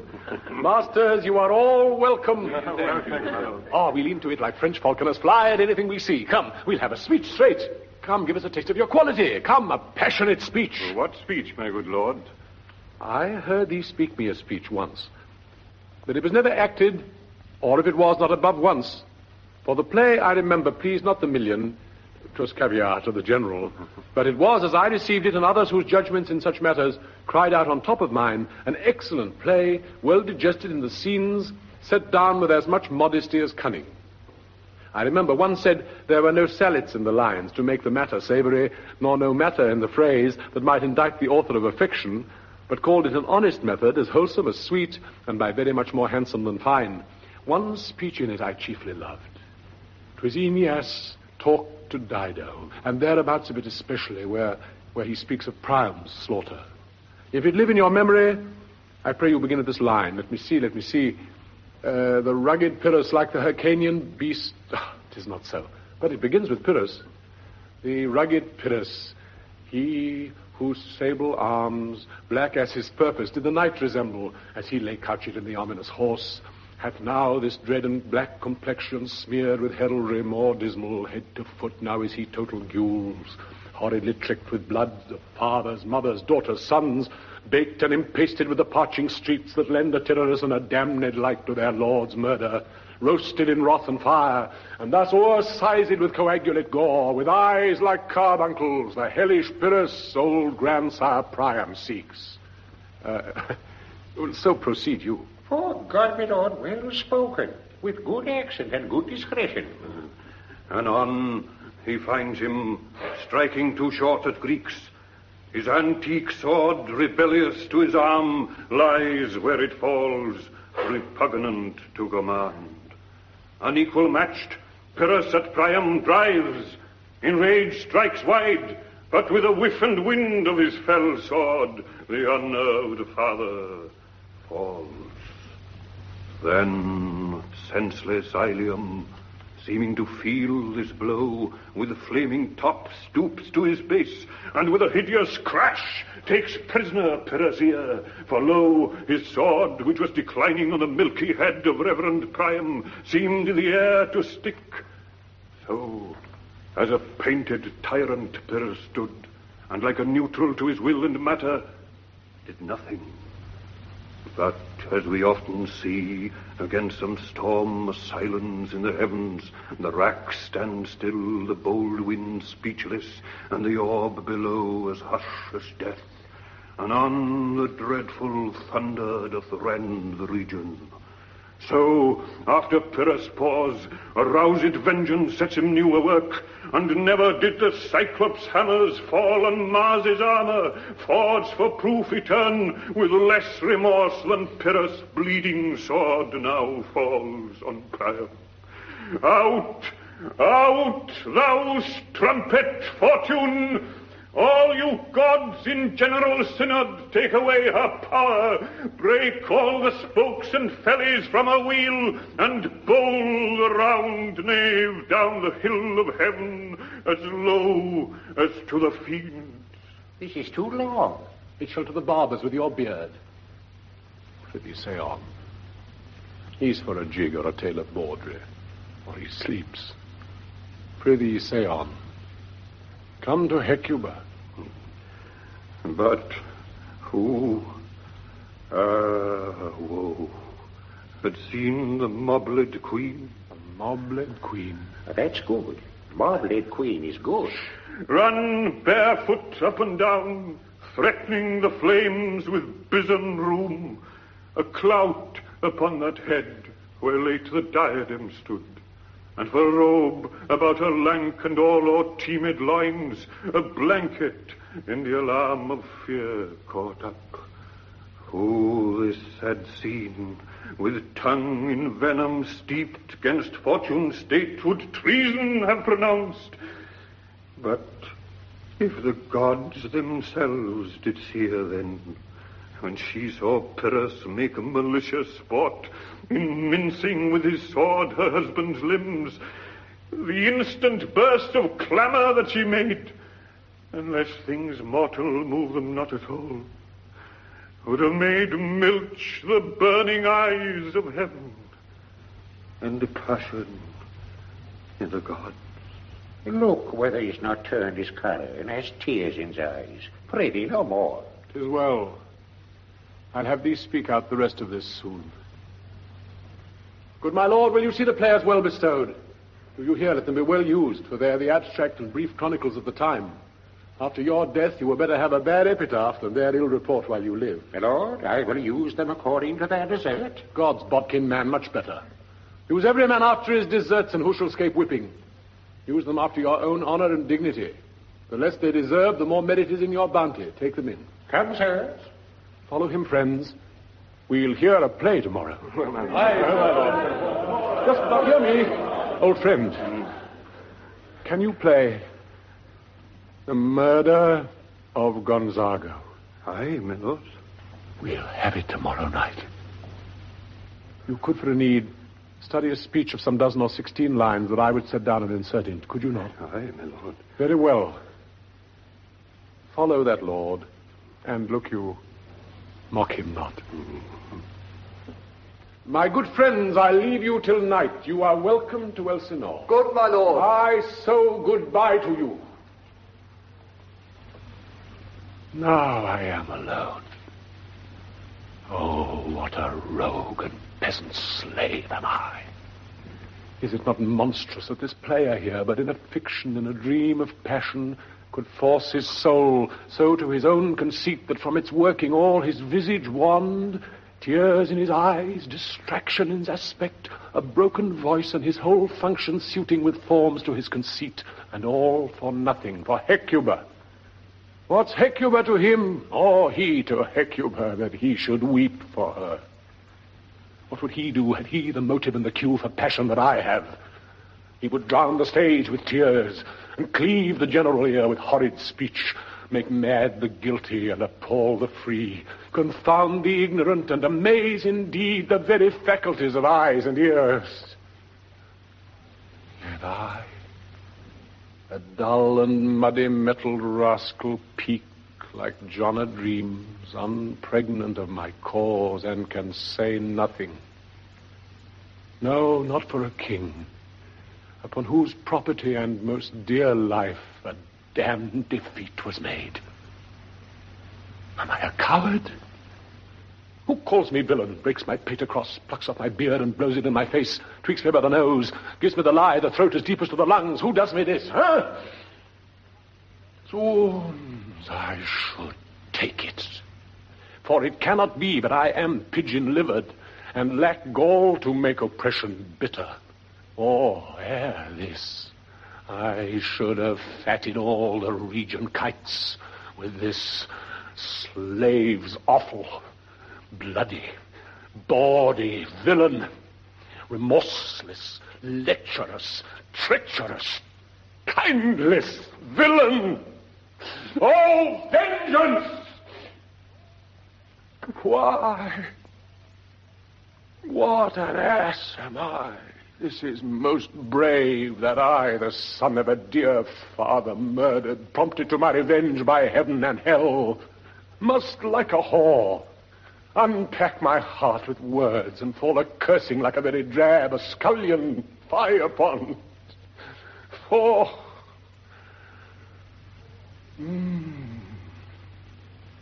about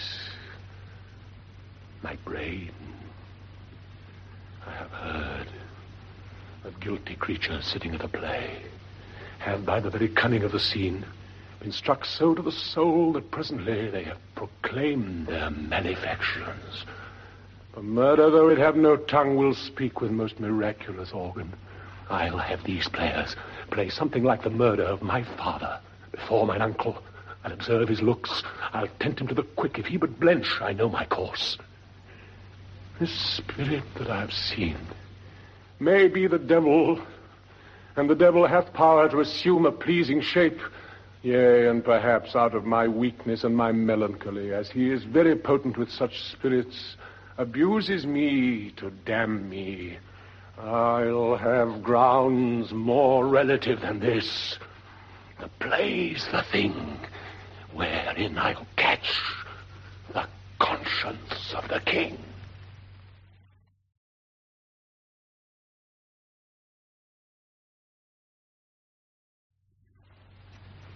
Rosencrantz and Guildenstern are telling the king and queen about their meeting with Hamlet. Polonius is also in attendance with his daughter. And can you, by no drift of conference, get from him why he puts on this confusion? Rating so harshly all his days of quiet with turbulent and dangerous lunacy. He does confess he feels himself distracted, but from what cause he will by no means speak. Nor do we find him forward to be sounded, but with a crafty madness keeps aloof when we would bring him on to some confession of his true state. Did he receive you well? Most like a gentleman. But with much foreseeing of his disposition. Niggard of question, but of our demands most free in his reply. Did you essay him to any pastime? Madam, it so fell out that certain players we o'erwrought on the way. Of these we told him, and there did seem in him a kind of joy to hear of it. They are here about the court, and as I think they have already ordered this night to play before him. It is most true, and he beseeched me to entreat your majesties to hear and see the matter. With all my heart, and it doth much content me to hear him so inclined. Good gentlemen, give him a further edge, and drive his purpose into these delights. We shall, my lord. Sweet Gertrude, leave us too. For we have closely sent for Hamlet hither, that he, as 'twere by accident, may hear affront of Philia. Her father and myself lawful espials. We will so bestow ourselves that, seeing unseen, we may of their encounter frankly judge, and gather by him as he has behaved, if be the affliction of his love or no, that thus he suffers for. I shall obey you. And for your part, Ophelia, I do wish that your good beauties be the happy cause of Hamlet's wildness. So shall I hope your virtues will bring him to his wonted way again, to both your honors. Madam, I wish it may. Ophelia, I walk you here. Gracious, so please you, we will bestow ourselves. Read on this book, that show of such an exercise may color your loneliness. We are oft to blame in this. 'Tis too much proved that with devotion's visage and pious action we do succor o'er the devil himself. Oh, 'tis too true. How smart a lash that speech doth give my conscience. The harlot's cheek, beautied with plastering art, is not more ugly to the thing that helps it than is my deed to my most painted word. Oh, heavy burden. I hear him coming. Let's withdraw, my lord.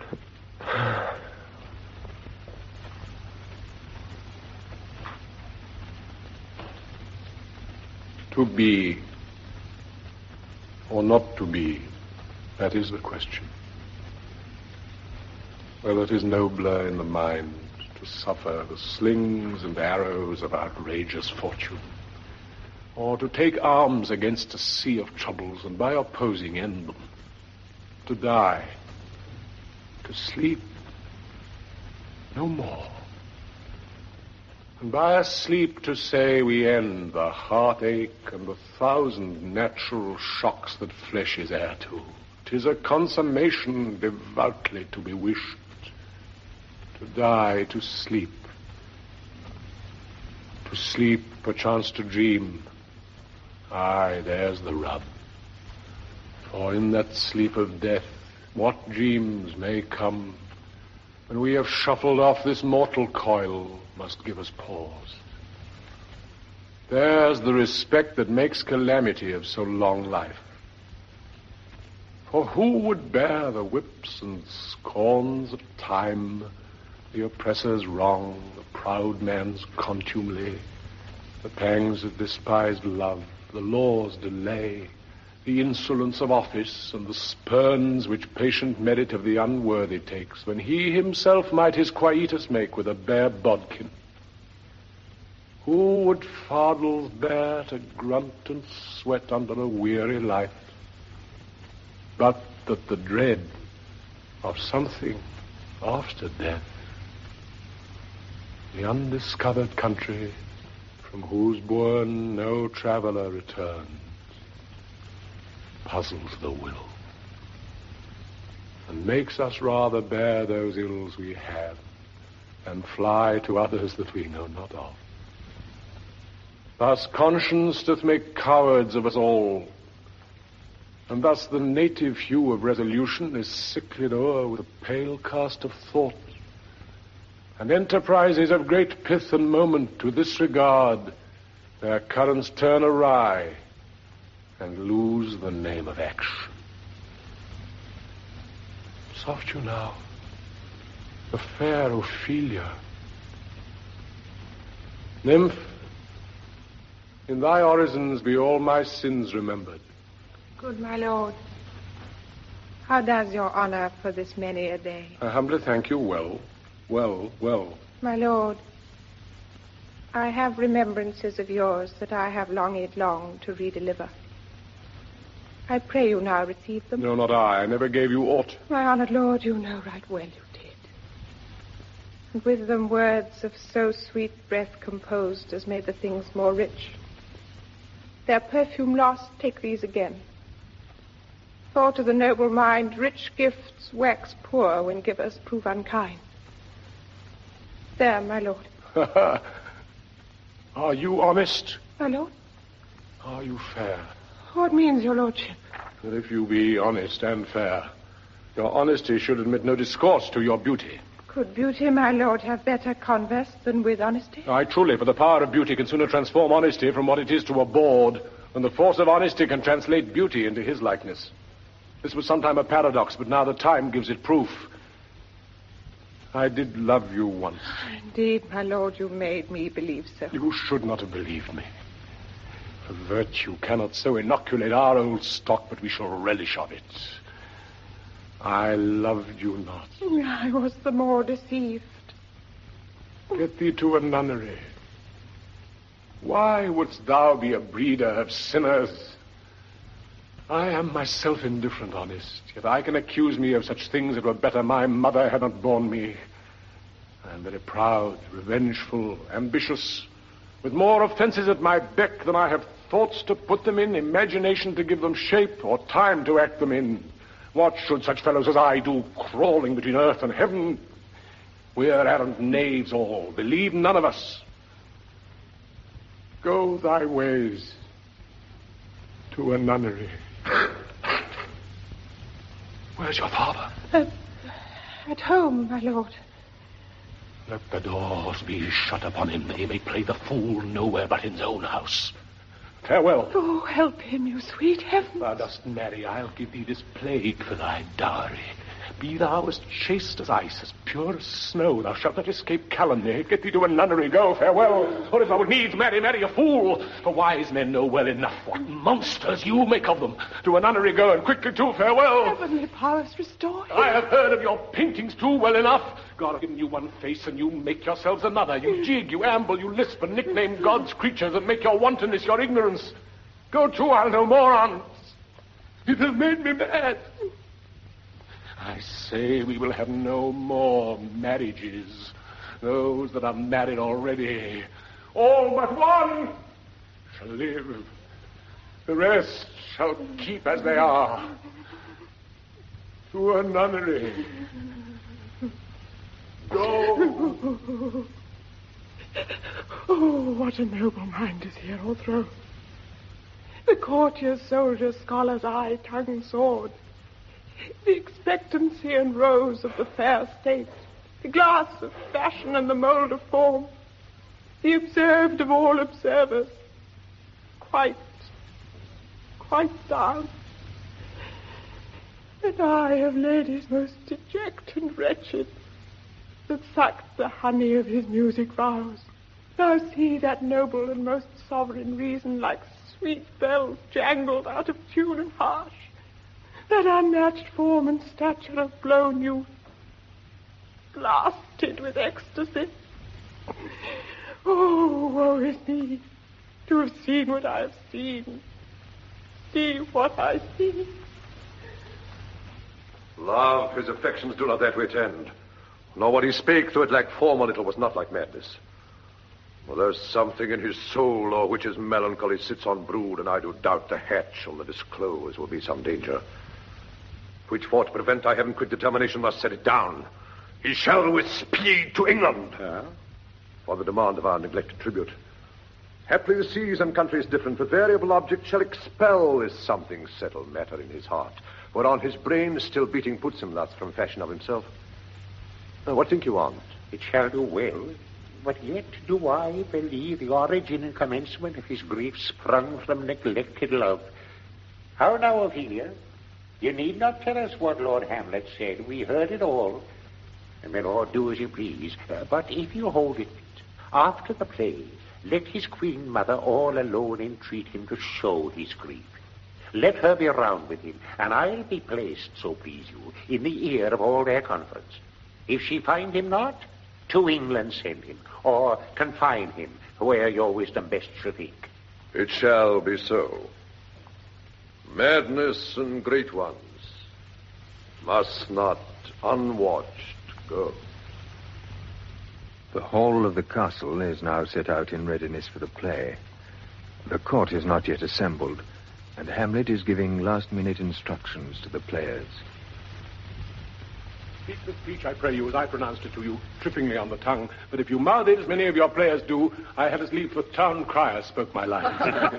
Nor do not saw the air too much with your hand thus, but use all gently. For in the very torrent tempest, and as I may say, whirlwind of your passion, you must acquire and beget a temperance that may give it smoothness. Oh, it offends me to the soul to hear a robustious, periwig-pated fellow tear a passion to tatters, to very rags to split the ears of the groundlings, who, for the most part, are capable of nothing but inexplicable dumb shows and noise. I could have such a fellow whipped for o'erdoing termagant. It out-Herods Herod. Pray you avoid it. I warrant your honor. Nor be not too tame neither, but let your own discretion be your tutor. Suit the action to the word to the action, with this special observance that you o'erstep not the modesty of nature. Or anything so overdone is from the purpose of playing, whose end, both at the first and now, was and is to hold as 'twere the mirror up to nature, to show virtue her own feature, scorn her own image, and the very age and body of the time, his form and pressure. Now this overdone, or come tardy off, though it make the unskilful laugh, cannot but make the judicious grieve, the censure of which one must in your allowance o'erweigh a whole theatre of others. Oh, there be players that I have seen play, and heard others praise, and that highly, not to speak it profanely, that neither having the accent of Christians, nor the gait of Christian pagan nor man, have so strutted and bellowed, that I have thought some of nature's journeymen had made men, and not made them well. They imitated humanity so abominably. I hope we have reformed that indifferently with us. Oh, reform it altogether, and let those that play your clowns speak no more than is set down for them. For there be of them that will themselves laugh, to set on some quantity of barren spectators to laugh too, though in the meantime some necessary question of the play be then to be considered. That's villainous, and shows a most pitiful ambition in the fool that uses it. Go, make you ready. Ah, my lord. Here is Lord Hamlet. Oh, now, my lord, will the king hear this piece of work? And the queen, too, and that presently. Bid the players make haste. Yes, sir. Well, my lord. Will you, too, help to hasten them? Aye, my lord. My lord. What, ho, Horatio? Yes, sweet lord, at your service. Horatio, thou art e'en as just a man, as e'er my conversation coped withal. Oh, my dear lord. Nay, do not think I flatter, for what advancement may I hope from thee, that no revenues hast but thy good spirits to feed and clothe thee? Why should the poor be flattered? No, let the candid tongue lick absurd pomp and crook the pregnant hinges of the knee, where thrift may follow fawning. Dost thou hear? Since my dear soul was mistress of her choice, and could of men distinguish, her election hath sealed thee for herself. For thou hast been as one in suffering all that suffers nothing. A man that fortune's buffets and rewards has ta'en with equal thanks. And blessed are those whose blood and judgment are so well commingled that they are not a pipe for fortune's finger to sound what stop she please. Give me that man that is not passion's slave, and I will wear him in my heart's core, aye, in my heart of hearts, as I do thee. Something too much of this. There is a play tonight before the king. One scene of it comes near the circumstance which I have told thee, of my father's death. I pray thee, when thou seest that act afoot, even with the very comment of thy soul, observe mine uncle. If his occulted guilt do not itself unkennel in one speech, It is a damned ghost that we have seen, and my imaginations are as foul as Vulcan's stithy. Give him heedful note, for mine eyes will rivet to his face, and after we will both our judgments join in censure of his seeming. Well, my lord, if he steal aught the whilst this play is playing and scape detecting, I will pay the theft. They are coming to the play. I must be idle. Get you a place.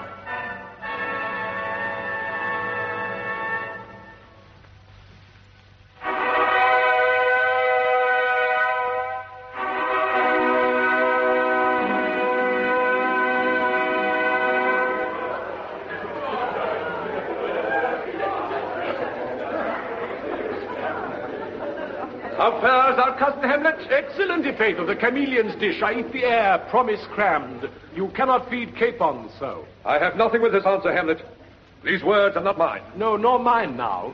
My lord Polonius, you played once at the university, you say? That I did, my lord, and was accounted a good actor. And what did you enact? I did enact Julius Caesar. I was killed at the Capitol.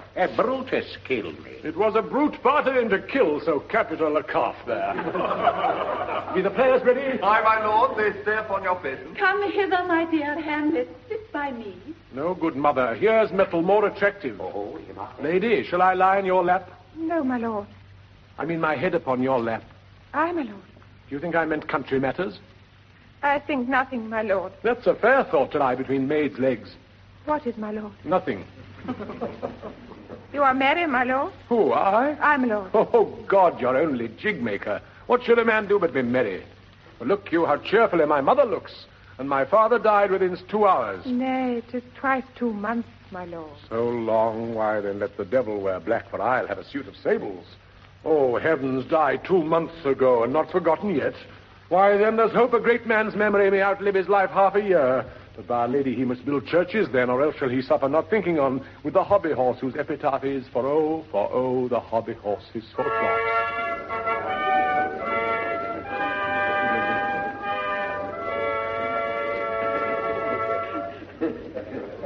For us, and for our tragedy, here, stooping to your clemency, we beg your hearing patiently. Is this a prologue or the posy to a ring? 'Tis brief, my lord. As woman's love. 2 figures come onto the stage, dressed as a king and a queen. Full 30 times hath Phoebus' cart gone round, Neptune's salt wash and Tellus' orbed ground, and 30 dozen moons with borrowed sheen about the world have times 1230s been, since love our hearts and Hymen did our hands unite commutual in most sacred bands. So many journeys may the sun and moon make us again count o'er, ere love be done. But woe is me, you are so sick of late, so far from cheer and from our former state, that I distrust you. Yet, though I distrust, discomfort you, my lord, it nothing must. For women's fear and love hold quantity in neither aught or in extremity. Now what my love is, proof hath made you know, and as my love is sized, my fear is so. Where love is great, the littlest doubts are fear. Where little fears grow great, great love grows there. Faith, I must leave thee, love, and shortly too. My operant powers their functions leave to do, and thou shalt live in this fair world behind, honoured, beloved. And haply one as kind for husband shalt thou. Oh, confound the rest! Such love must needs be treason in my breast. In second husband let me be accursed. None with the second, but who killed the first. That's wormwood. The instances that second marriage move are base respects of thrift, but none of love. A second time I kill my husband dead, when second husband kisses me in bed. I do believe you think what now you speak, but what we do determine, oft we break. Purpose is but the slave to memory of violent birth, but poor validity. What to ourselves in passion we propose, the passion ending, doth the purpose lose. And our devices still are overthrown. Our thoughts are ours, their ends none of our own. So think thou wilt no second husband wed, but die thy thoughts when thy first lord is dead. Nor earth to me give food, or heaven light, sport and repose, luck from me day and night. To desperation turn my trust and hope, and anchor's cheer in prison be my scope. Each opposite that blanks the face of joy, meet what I would have well, and it destroy. Both here and hence pursue me lasting strife, if once a widow, ever I be wife. If she should break it now. 'Tis deeply sworn. Sweet, leave me here awhile. My spirits grow dull, and fain I would beguile the tedious day with sleep.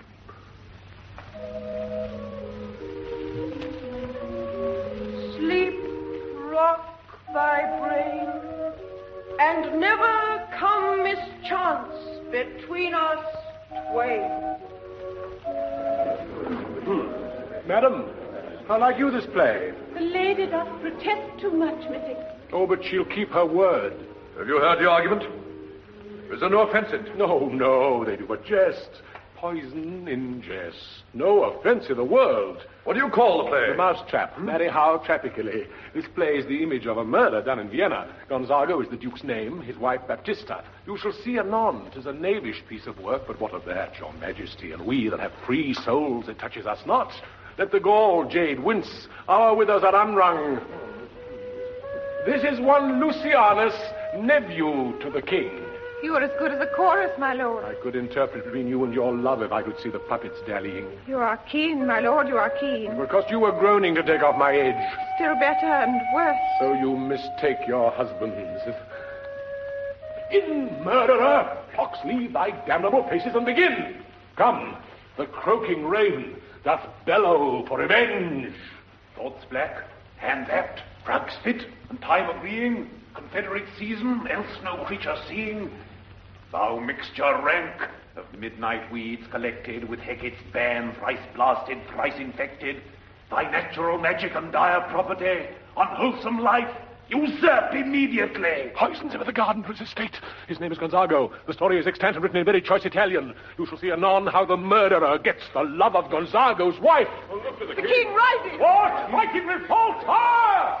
How fares, my lord? Give her the fee. Give me some light.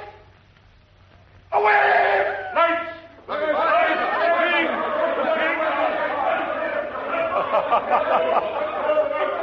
Why, let the stricken deer go weep, the heart ungalled play. For some must watch while some must sleep, so runs the world away. Would I discern a forest of feathers, if the rest of my fortunes turn Turk with me, with 2 provincial roses on my raised shoes, get me a fellowship in a cry of players, sir? Half a share. A whole one eye, for thou dost know, O Damon dear, this realm dismantled was of Jove himself, and now reigns here. A very, very peacock. You might have rhymed. Horatio, I take the ghost's word for £1,000. It's perceived. Very well, my lord. The talk of the poisoning. I did very well note. My lord. Aha! Come, some music. Come, the recorders. For if the king like not the comedy, why then belike he like it not perdy. My lord. Come, some music. Good, my lord. Vouchsafe me a word with you. Sir, whole history. The king, sir. Aye, sir, what is in his retirement marvellous distemper. With drink, sir? No, my lord. With colour. Oh, your wisdom should show itself more richer to signify this to his doctor, for me to put into his purgation would perchance plunge him into far more choler. Good, my lord. Put your discourse into some frame, and start not so wildly from my affair. I am tame, sir, pronounce. The queen, your mother, in most great affliction of spirit, has sent me to you. You are welcome. Nay, good my lord, this courtesy is not of the right breed. If it shall please you to make me a wholesome answer, I will do your mother's commandment. If not, your pardon and my return shall be the end of my business. Sir, I cannot. What, my lord? Make you a wholesome answer. My wit's diseased. But, sir, such answer as I can make you shall command, or rather, as you say, my mother, therefore no more but to the matter. My mother, you say... Then thus she says, your behavior has struck her into amazement and admiration. Oh, wonderful son that can so astonish a mother. There is no sequel at the heels of this mother's admiration. Impart. She desires to speak with you in her closet, ere you go to bed. We shall obey, were she 10 times our mother. Have you any further trade with us? My lord, you once did love me. And do still, by these pickers and stealers. Good my lord, what is your cause of distemper?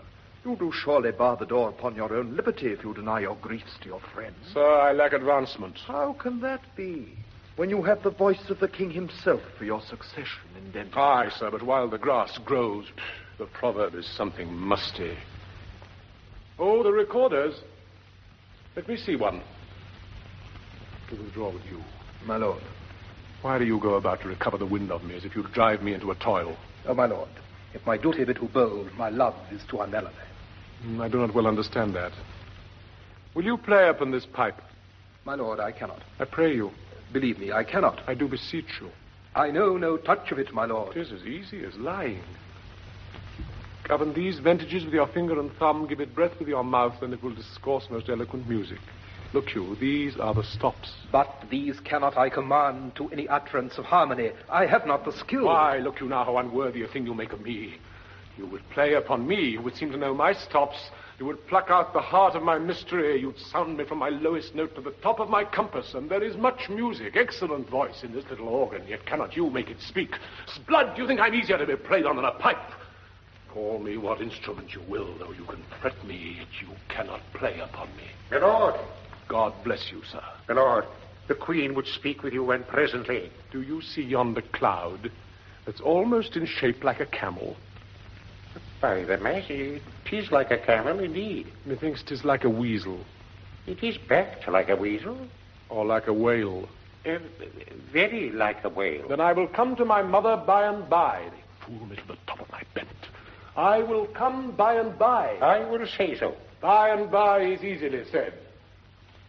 Leave me, friend.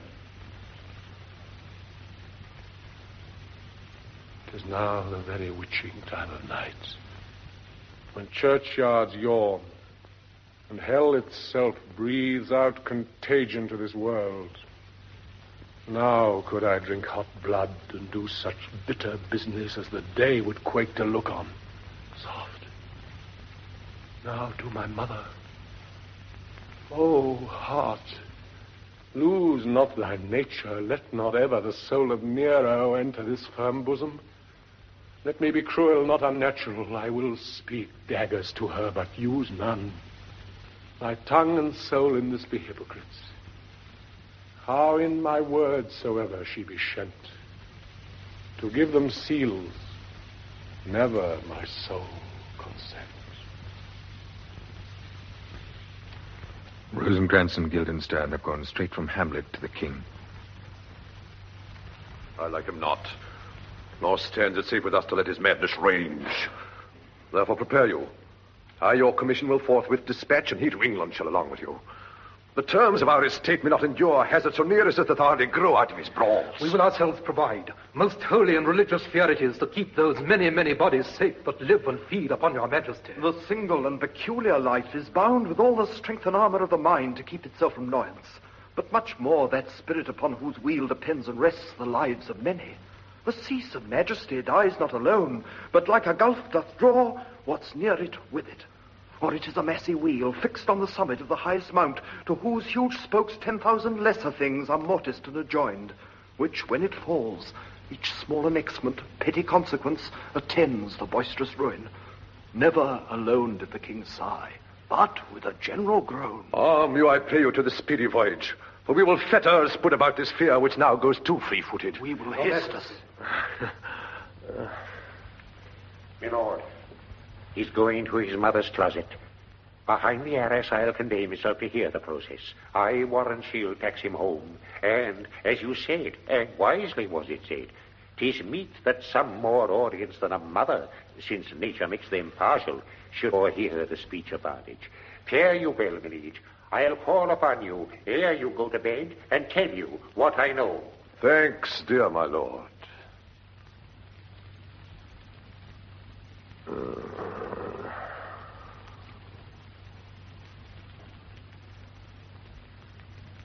Oh, my offense is rank. It smells to heaven. It hath the primal eldest curse upon it. A brother's murder. Pray, can I not? Though inclination be as sharp as will, my stronger guilt defeats my strong intent. And like a man to double business bound, I stand in pause where I shall first begin, and both neglect. What if this cursed hand were thicker than itself with brother's blood? Is there not rain enough in the sweet heavens to wash it white as snow? Whereto serves mercy but to confront the visage of offense? And what's in prayer but this twofold force, to be forestalled ere we come to fall, or pardoned being down? Then I look up. My fault is past. But oh, what form of prayer can serve my turn? Forgive me my foul murder. That cannot be, since I am still possessed of those effects for which I did the murder. My crown, mine own ambition, and my queen. May one be pardoned and retain the offense? In the corrupted currents of this world, offence's gilded hand may shove by justice, and oft is seen the wicked prize itself buys out the law. But 'tis not so above. There is no shuffling. There the action lies in his true nature, and we ourselves compelled even to the teeth and forehead of our faults to give an evidence. What then? What rests? Try what repentance can. What can it not? Yet what can it when one cannot repent? O wretched state! O bosom black as death! O limed soul that, struggling to be free, art more engaged! Help, angels! Make us say, bow stubborn knees, and heart with strings of steel. Be soft as sinews of the newborn babe. All may be well. Ah, now might I do it, Pat. Now he is a-praying. And now I'll do it. And so he goes to heaven, and so am I revenged. That would be scanned. A villain kills my father, and for that I, his sole son, do this same villain send to heaven. Oh, this is hire and salary, not revenge. He took my father grossly, full of bread, with all his crimes broad blown as flush as May. And how his audit stands, who knows save heaven? But in our circumstance and course of thought 'tis heavy with him. And am I then revenged, to take him the purging of his soul, when he is fit and seasoned for his passage? No.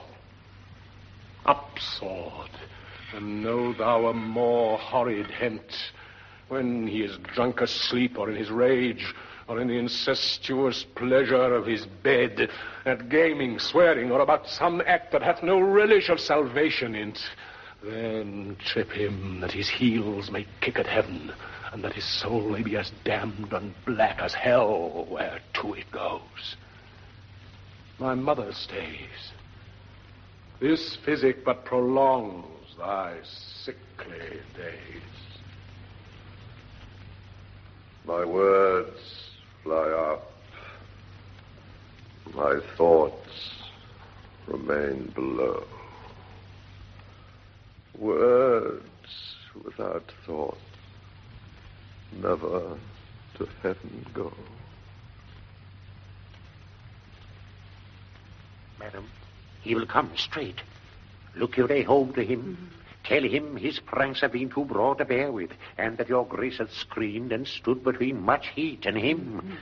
I'll sconce me even here. Pray you, be round with him. I'll warrant you, fear me not. Mother! Withdraw, I hear him coming.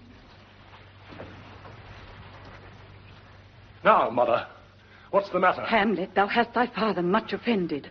Mother, you have my father much offended. Come, you answer with an idle tongue. Go, you question with a wicked tongue. Why, how now, Hamlet? What's the matter now? Have you forgot me? No, by the rood, not so. You are the queen, your husband's brother's wife. And would it were not so, you are my mother. Nay. Then I'll set those to thee that can speak. Come, and sit you down. You shall not budge. You go not till I set you up a glass where you may see the inmost part of it. What wilt thou do? Thou wilt not murder me. Help! What ho! Help! How now, a wretch! Eat! What a duck a day! Oh, I am slain. Oh, me, what hast thou done? Nay, I know not. It is the king. Oh, what a rash and bloody deed is this. A bloody deed.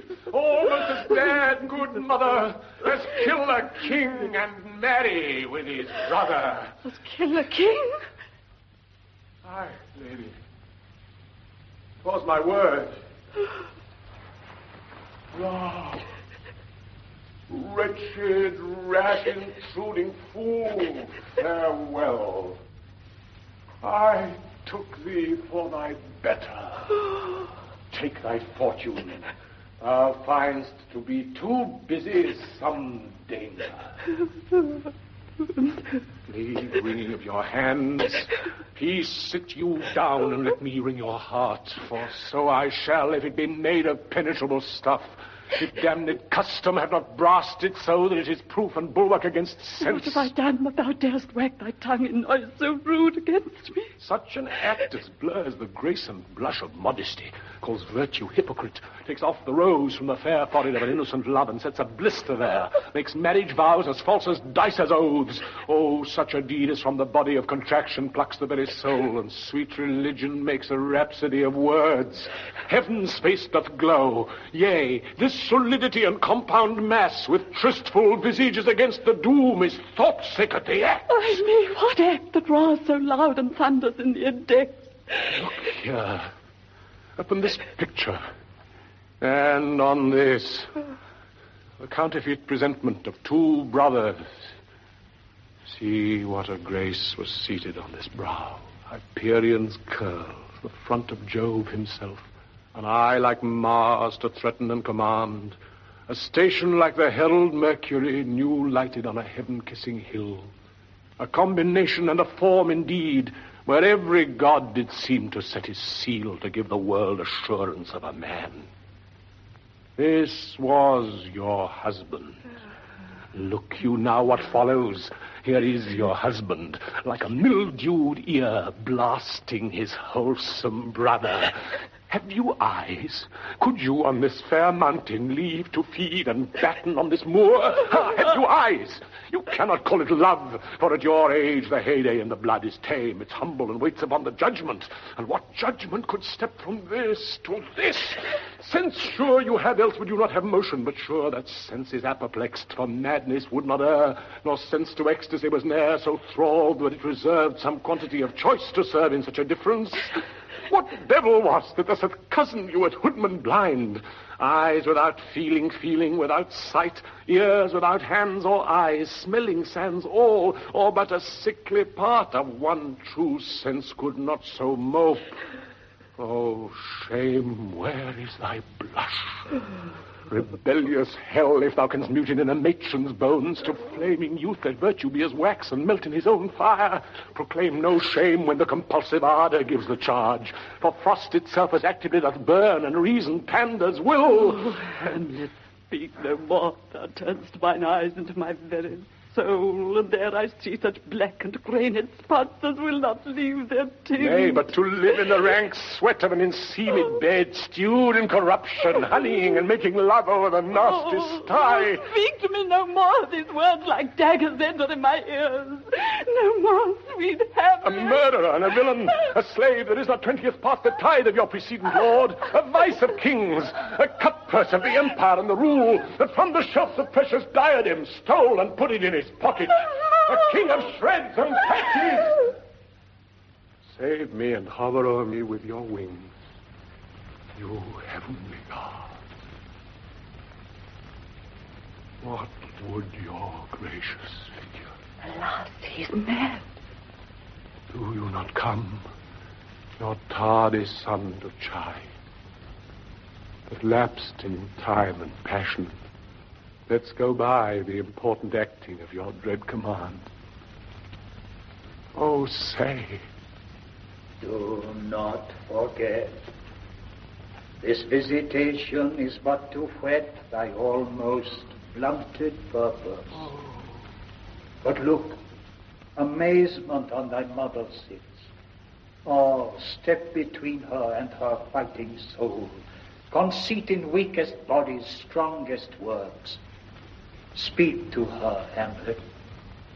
How is it with you, lady? Alas, how is't with you, that you do bend your eye on vacancy, and with the incorporeal air do hold discourse?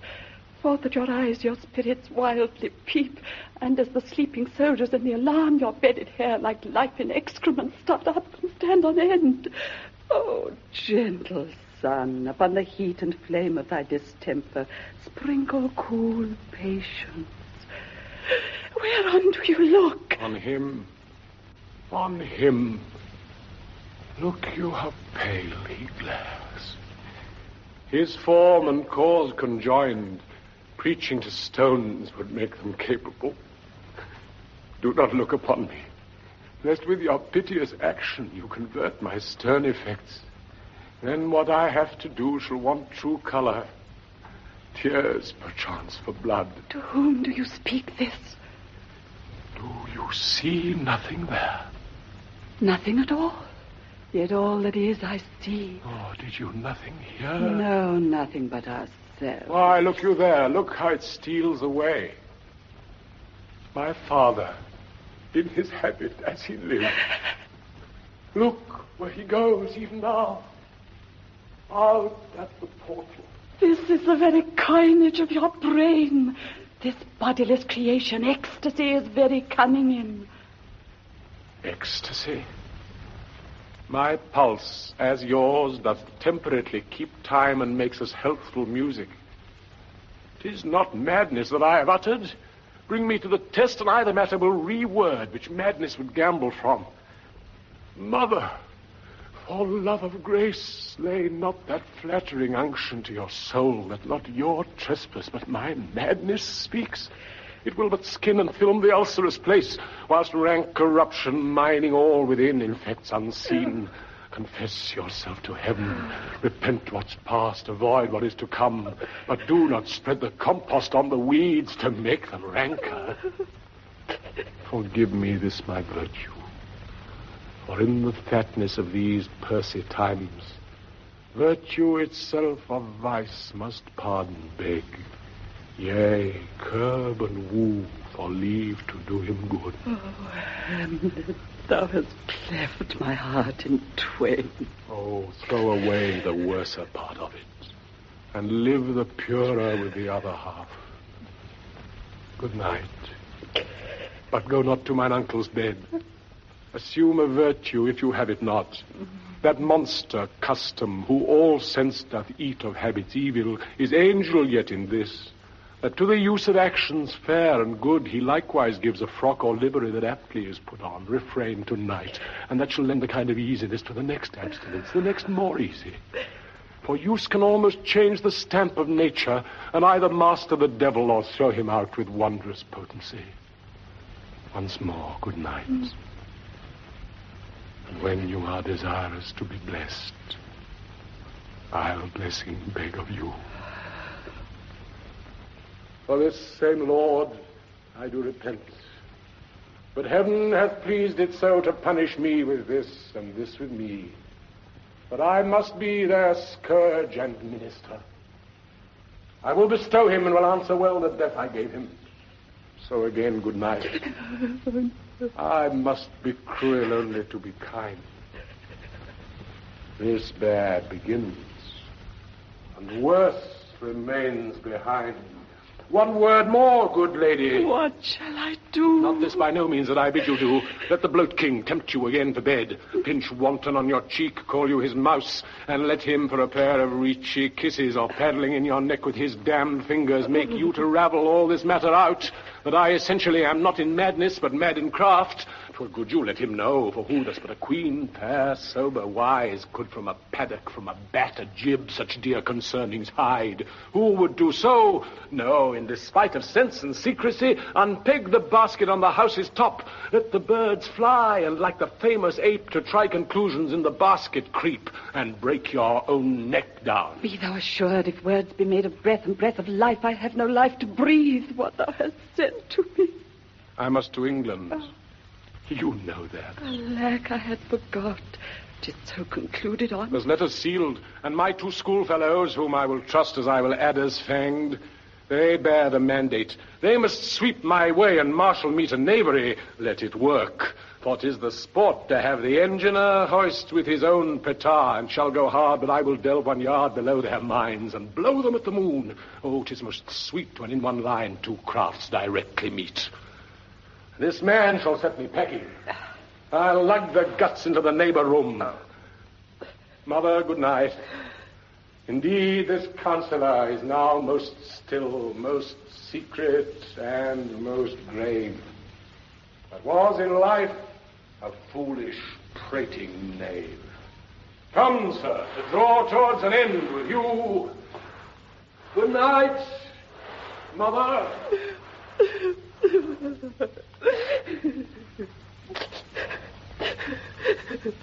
Where is your son?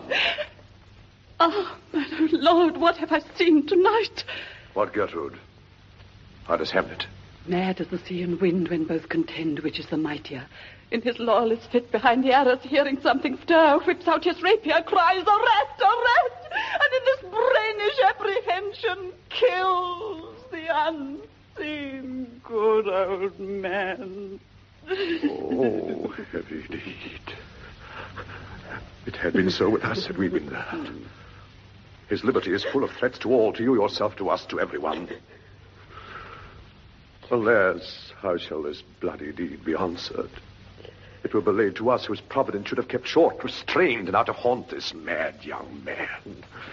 But so much was our love, we would not understand what was most fit. But like the owner of a foul disease, to keep it from divulging, let it feed even on the death of life. Where is he gone? To draw apart the body he hath killed, or whom his very madness, like some ore among a mineral metal's base, shows itself pure. He weeps for what is done.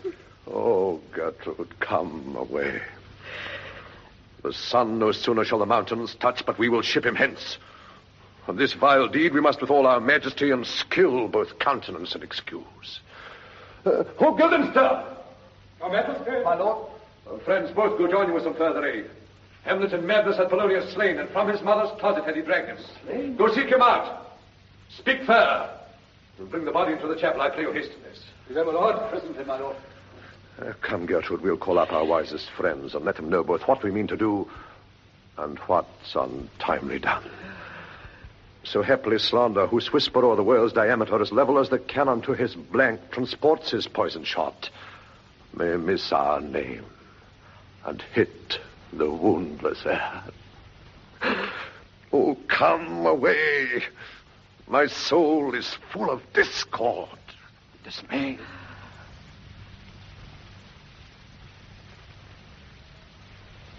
Safely stowed. Hamlet! A soft what noise? Who calls on Hamlet? He's there, follow him. Oh, here they come.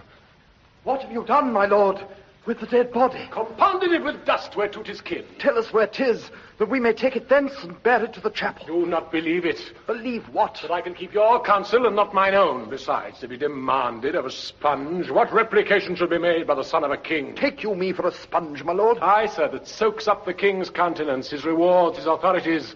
But such officers do the king best service in the end. He keeps them like an ape in the corner of his jaw, first mouthed to be last swallowed. When he needs what you have gleaned, it is but squeezing you, and sponge, you shall be dry again. I understand you not, my lord. I am glad of it. A knavish speech sleeps in a foolish ear. My lord, you must tell us where the body is and go with us to the king. The body is with the king, but the king is not with the body. The king is a thing. A thing, my lord? Of nothing. Lead me to him. Hide fox and all after. Oh, there you go. Oh, my lord. I have sent to seek him and to find the body. How dangerous is it that this man goes loose? It is indeed. Oh, yet must not we put a strong law on him. He's loved of the distracted multitude, who like not in their judgment but their eyes, and where 'tis so the offender's scourge is weighed, but never the offense. To bear all smooth and even, this sudden sending him away must seem deliberate pause. Diseases desperate grown by desperate appliance are relieved, or not at all. My lord. And now what hath befallen? Where the dead body is bestowed, my lord, we cannot get from him. But where is he? Without, my lord. Guard it, to know your pleasure. Bring him before us. Ho, Guildenstern, bring in the lord. Now, Hamlet, where's Polonius? At supper. At supper? Where? Not where he eats, but where he is eaten. A certain convocation of politic worms are e'en at him. Your worm is your only emperor for diet. We fat all creatures else to fat us, and we fat ourselves for maggots. Your fat king and your lean beggar are but variable service, 2 dishes but to 1 table. There's an end. Alas. A man may fish with the worm that hath ate of a king, and eat of the fish that hath fed of that worm. What dost thou mean by this? Nothing but to show you how a king may go the progress through the guts of a beggar. Where is Polonius? In heaven. Send over the sea. If your messenger find him not there, seek him in the other place yourself. But indeed, if you find him not within this month, you shall nose him as you go upstairs into the lobby. Go seek him there. He will stay till you come. Hamlet, this deed for thine especial safety, which we do tender as we dearly grieve for that which thou hast done, must send thee hence with fiery quickness. Therefore prepare thyself. The bark is ready, and the wind at help. The associates tend, and everything is bent for England. For England? Aye, Hamlet. Good. So is't if thou knewest our purposes. I see a cherub that sees them. But come for England. Farewell, dear mother. Thy loving father, Hamlet. My mother, father and mother is man and wife. Man and wife is one flesh. And so, my mother. Come for England. Follow him at foot. Tempt him with speed aboard. Delay it not. I'll have him hence tonight. Away, for everything is sealed and done that else leans upon the affair. Pray you make haste. We will, my lord. Aye, my lord. And England, if my love thou hold'st at aught, as my great power thereof may give thee sense, since yet thy cicatrice looks raw and red after the Danish sword, and thy free awe pays homage to us, thou mayst not coldly set our sovereign princess, which imports it full by letters congruing to that effect, the present death of Hamlet. Do it, England! For like the hectic in my blood he rages, and thou must cure me, till I know 'tis done, howe'er my haps, my joys have ne'er begun.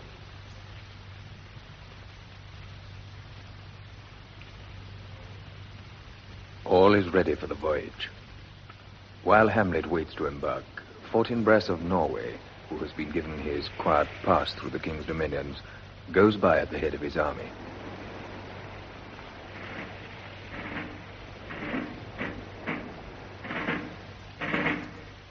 Go, Captain. From me, greet the Danish king. Tell him that by his license, Fortinbras craves the conveyance of a promised march over his kingdom. You know the rendezvous. If that his majesty would aught with us, we shall express our duty in his eye, and let him know so. I will do it, my lord. Go softly on.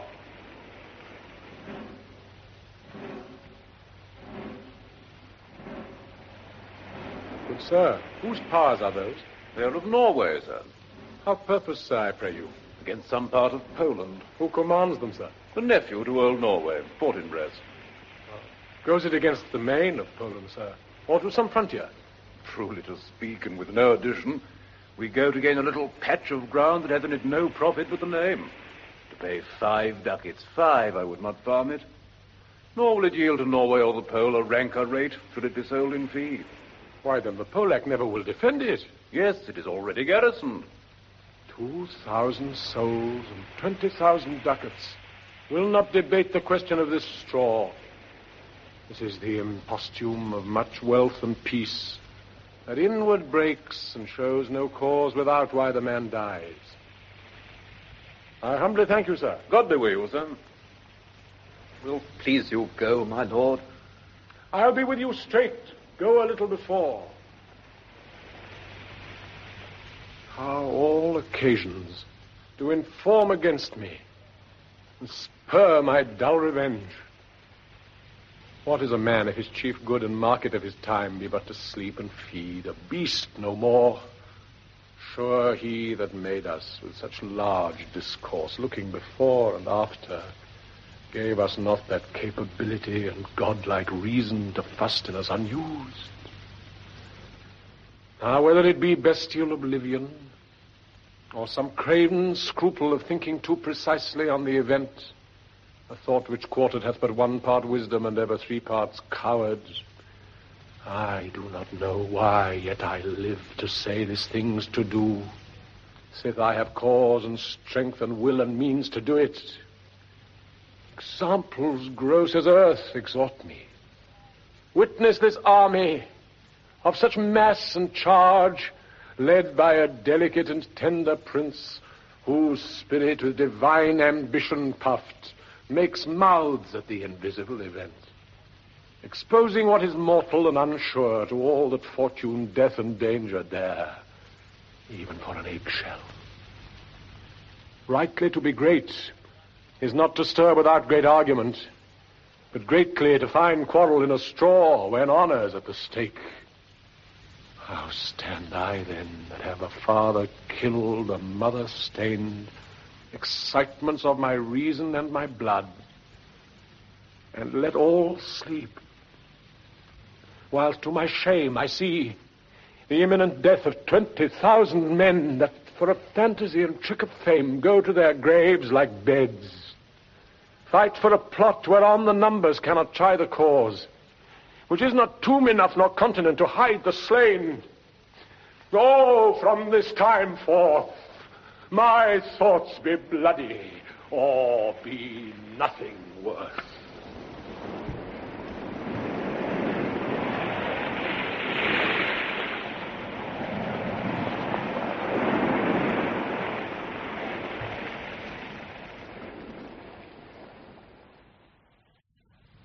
Hamlet has sailed for England. In the castle at Elsinore, the Queen is talking with Horatio and a gentleman of the court. I will not speak with her. She is importunate, indeed distract. Her mood will needs be pitied. What would she have? She speaks much of her father. Says she hears there's tricks i' the world, and hems and beats her heart. Spurns enviously at straws, speaks things in doubt that carry but half sense. Her speech is nothing, yet the unshaped use of it doth move the hearers to collection. They aim at it, and botch the words up fit to their own thoughts, which, as her winks and nods and gestures yield them, indeed would make one think there might be thought, though nothing sure, yet much unhappily. 'Twere good she was spoken with, for she makes true dangerous conjectures in ill-breeding minds. No. Let her come in. To my sick soul, as sin's true nature is, each toy seems prologue to some greater miss. So full of artless jealousy as guilt, it spills itself in fearing to be spilt. Where is the beauteous majesty of Denmark? How now, Ophelia? How should I your true love know? From another one, by his cockle head and staff, and his sandal shoe. Sweet lady, what imports this song? Say you? Nay, pray you mark. He is dead and gone, lady. He is dead and gone. At his head a grass green turf, at his heels a stone. Nay, but Ophelia. Pray you, Mark. White his shroud as the mountain snow. King. Alas, my lord, look here. Which bewept to the grave did go. With true love shot. How do you, pretty lady? Well, God ild you. They say the owl was a baker's daughter. Lord, we know what we are, but we know not what we may be. God be at your table. Conceit upon her father. Pray, let's have no words of this. But when they ask you what it means, say you this. Tomorrow is St. Valentine's Day, all in the morn betime, and I am made at your window to be your Valentine. Then up he rose and undid his clothes, and up the chamber door, let in the maid that outer maid never departed more. Pretty Ophelia. Indeed, without an oath I'll make an end on't.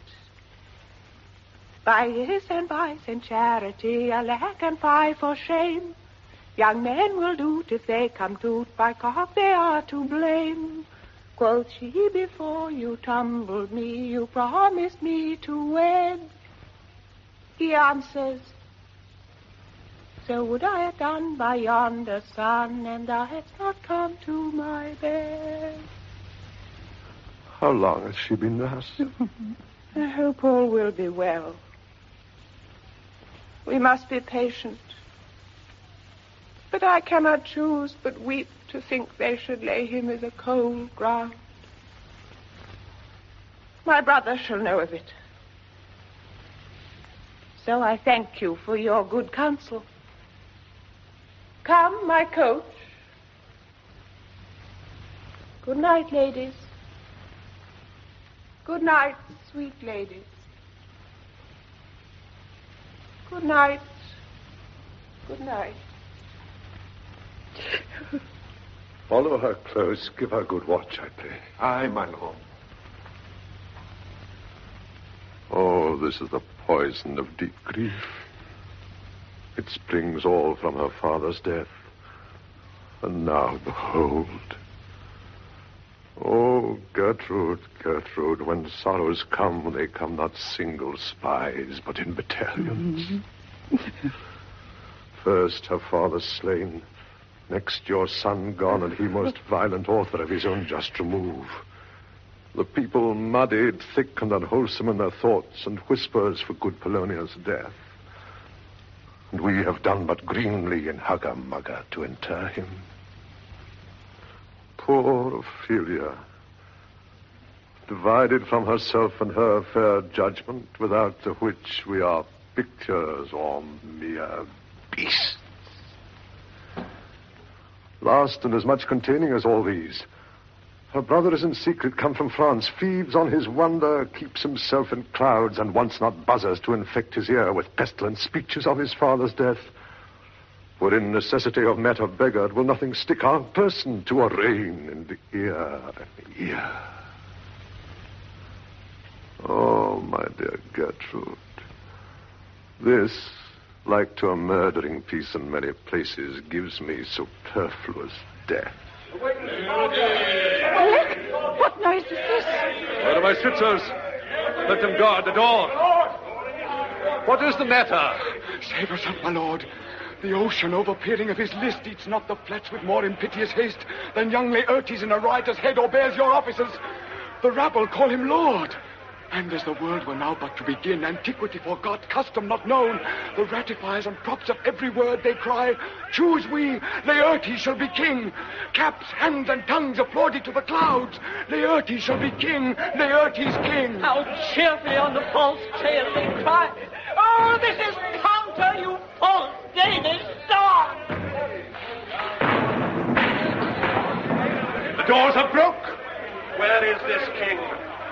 Sirs, stand you all without. I pray you give me leave. I thank you. Keep the door. Oh, thou vile king. Give me my father. Come, Nicodemus. That drop of blood that's calm proclaims him a bastard. cries cuckold to my father, brands the harlot even here between the chaste, unsmirched brows of my true mother. What is the cause, Laertes, that thy rebellion looks so giant-like? Good Laertes. Let him go, Gertrude. Do not fear our person. There such divinity doth hedge a king that treason can but peep to what it would, acts little of his will. Tell me, Laertes, why thou dost incensed. Let him go, Gertrude. Speak, man. Where is my father? Dead. But not by him. Let him demand his fill. How came he dead? I'll not be juggled with. To hell allegiance, vows to the blackest devil, conscience and grace to the profoundest pit. I dare damnation. To this point I stand. Of both the worlds I give to negligence, let come what comes. Only I'll be revenged most truly for my father. Who shall stay you? My will, not all the world's. And for my means, I'll husband them so well they shall go far with little. Good, Laertes, if you desire to know the certainty of your dear father is written your revenge, that swoopstick you will draw both friend and foe, winner and loser. None but his enemies. Will you know them, then? To his good friends thus wide I'll ope my arms, and like the kind life-rendering pelican, repast them with my blood. Why, now you speak like a good child and a true gentleman. That I am guiltless of your father's death, and am most sensibly in grief for it, it shall as level to your judgment peer as day does to your eye. How now? What noise is that?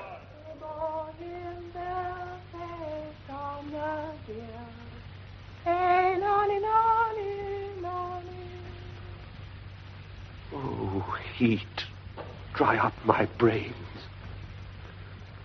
Tears 7 times salt burn out the sense and virtue of mine eye.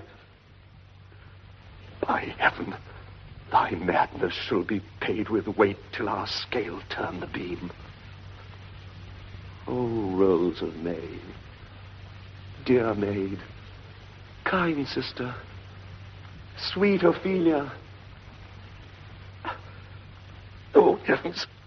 Is it possible a young maid's wit should be as mortal as an old man's life? And in his grave rain many a tear. Fare you well, my dove. Hadst thou thy wits and didst persuade revenge, it could not move thus. You must sing down a downer, and you call him a downer. Oh, how the wheel becomes it. It is the false steward that stole his master's daughter. This nothing's more than matter. There's rosemary. That's for remembrance. I pray you, love, remember. And there's pansies. That's for thoughts. A document in madness. Thoughts and remembrance fitted. There's fennel for you and columbine. Mm-hmm. There's rue for you. Here's some for me. We may call it Herb or Grace a Sunday. You must wear your rue with a difference. There's a daisy. I would give you some violets, but they withered all when my father died. But Sarah made a good end. For bonny sweet Robin is all my joy. Thoughts and afflictions, passion, hell itself, she turns to favor and to prettiness. And will not come again, and will not come again. No, no, he is dead. Go to thy deathbed. He never will come again. His beard was as white as snow, flaxen was his poll. He is gone, he is gone. We cast away moan. God have mercy on his soul. And on all Christian souls, I pray God. God be with you. Do you see this? Oh, God. Laertes, I must commune with your grief, for you deny me right. Go but apart, make choice of whom your wisest friends you will, and they shall hear and judge twixt you and me. If by direct or by collateral hand they find us touched, we will our kingdom give, our crown, our life, and all that we call ours to you in satisfaction.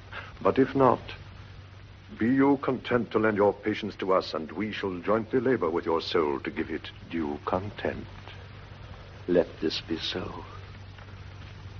His means of death, His obscure funeral. No trophy, sword, nor hatchment, or his bones. No noble rite, nor formal ostentation. Cry to be heard, as 'twere from heaven to earth. That I must call it in question. So you shall. And where the offense is, let the great axe fall. I pray you go with me.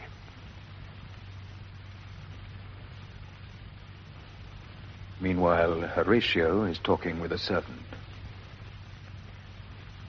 What are they that would speak with me? Seafaring men, sir. They say they have letters for you. Let them come in. Sir. I do not know from what part of the world I should be greeted, if not from Lord Hamlet. God bless you, sir. Let him bless thee, too. He shall, sir, and it please him. There's a letter for you, sir. It came from the ambassador that was bound for England. If your name be Horatio, as I am led to know it is. Horatio, when thou shalt have overlooked this, give these fellows some means to the king. They have letters for him. Ere we were 2 days old at sea, a pirate of very warlike appointment gave us chase. Finding ourselves too slow of sail, we put on a compelled valor, and in the grapple I boarded them. On the instant they got clear of our ship, so I alone became their prisoner. They have dealt with me like thieves of mercy. But they know what they did. I am to do a turn for them. Let the king have the letters I have sent, and repair thou to me with as much speed as thou wouldst fly death. I have words to speak in thine ear will make thee dumb, yet are they much too light for the bore of the matter. These good fellows will bring thee where I am. Rosencrantz and Guildenstern hold their course for England. Of them I have much to tell thee. Farewell. He that thou knowest thine, Hamlet. Come. I will give you way for these your letters, and do it the speedier, that you may direct me to him from whom you brought them. Now, Laertes, must your conscience my acquittance seal, and you must put me in your heart for friend, sith you have heard, and with a knowing ear, that he which hath your noble father slain pursued my life. It well appears. But tell me why you proceeded not against these feats, so crimeful and so capital in nature, as by your safety, wisdom, all things else, you mainly were stirred up. Oh, for 2 special reasons, which may to you perhaps seem much unsinued, but yet to me they're strong. The queen, his mother, lives almost by his looks. And for myself, my virtue or my plague, be it either which, she's so conjunctive to my life and soul, that as the star moves not but in his sphere, I could not but by her. The other motive why to a public count I might not go is the great love the general gender bear him, who, dipping all his faults in their affection, would, like the spring that turneth wood to stone, convert his gyves to graces, so that my arrows, too slightly timbered for so loud a wind, would have reverted to my bow again, but not where I have aimed them. And so have I a noble father lost. A sister driven into desperate terms, whose worth, if praises may go back again, stood challenge on mount of all the age for her perfections. But my revenge will come. Break not your sleeps for that.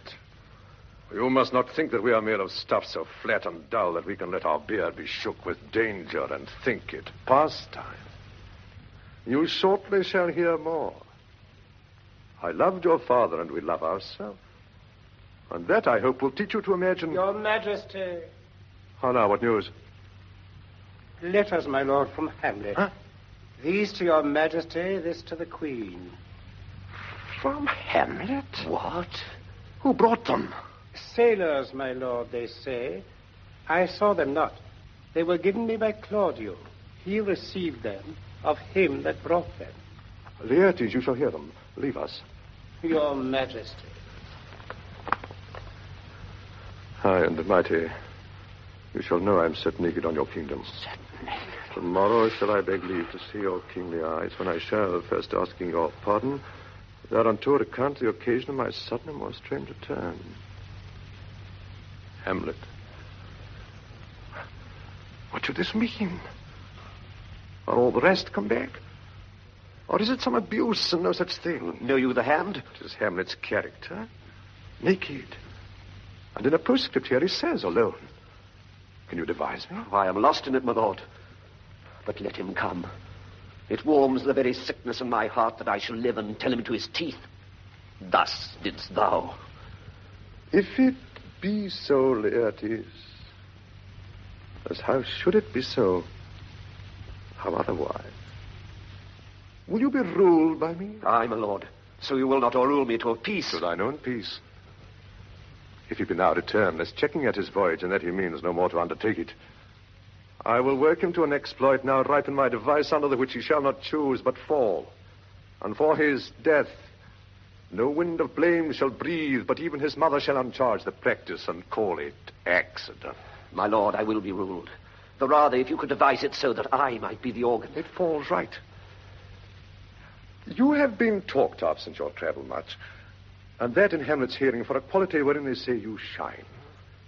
Your sum of parts did not together pluck such envy from him as did that one, and that in my regard of the unworthiest siege. What part is that, my lord? A very riband in the cap of youth, yet needful too. For youth no less becomes the light and careless livery that it wears than settled age, his sables and his weeds importing health and graveness. Some 2 months since, here was a gentleman of Normandy. I've seen myself and served against the French, and they can well on horseback. But this gallant had witchcraft hint.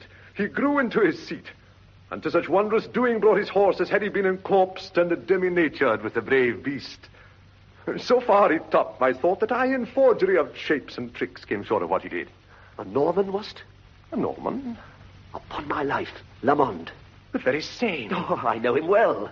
He is the brooch indeed and gem of all the nation. He made confession of you, and gave you such a masterly report for art and exercise in your defense, and for your rapier most especial, that he cried out 'twould be a sight indeed if one could match you.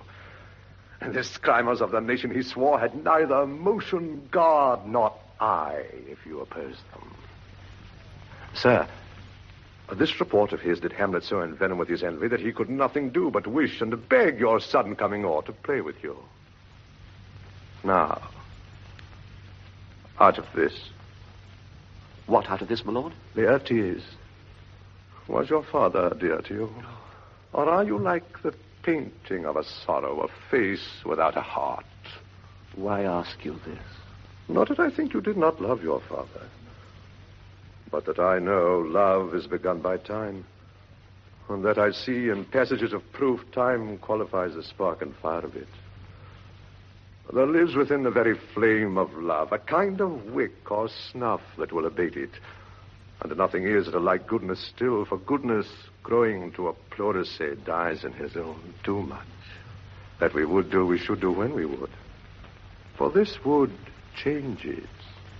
It hath abatements and delays as many as there are tongues, are hands, are accidents. And then this should is like a spendthrift's sigh that hurts by easing. But to the quick of the ulcer. Hamlet comes back. What would you undertake to show yourself indeed your father's son more than in words?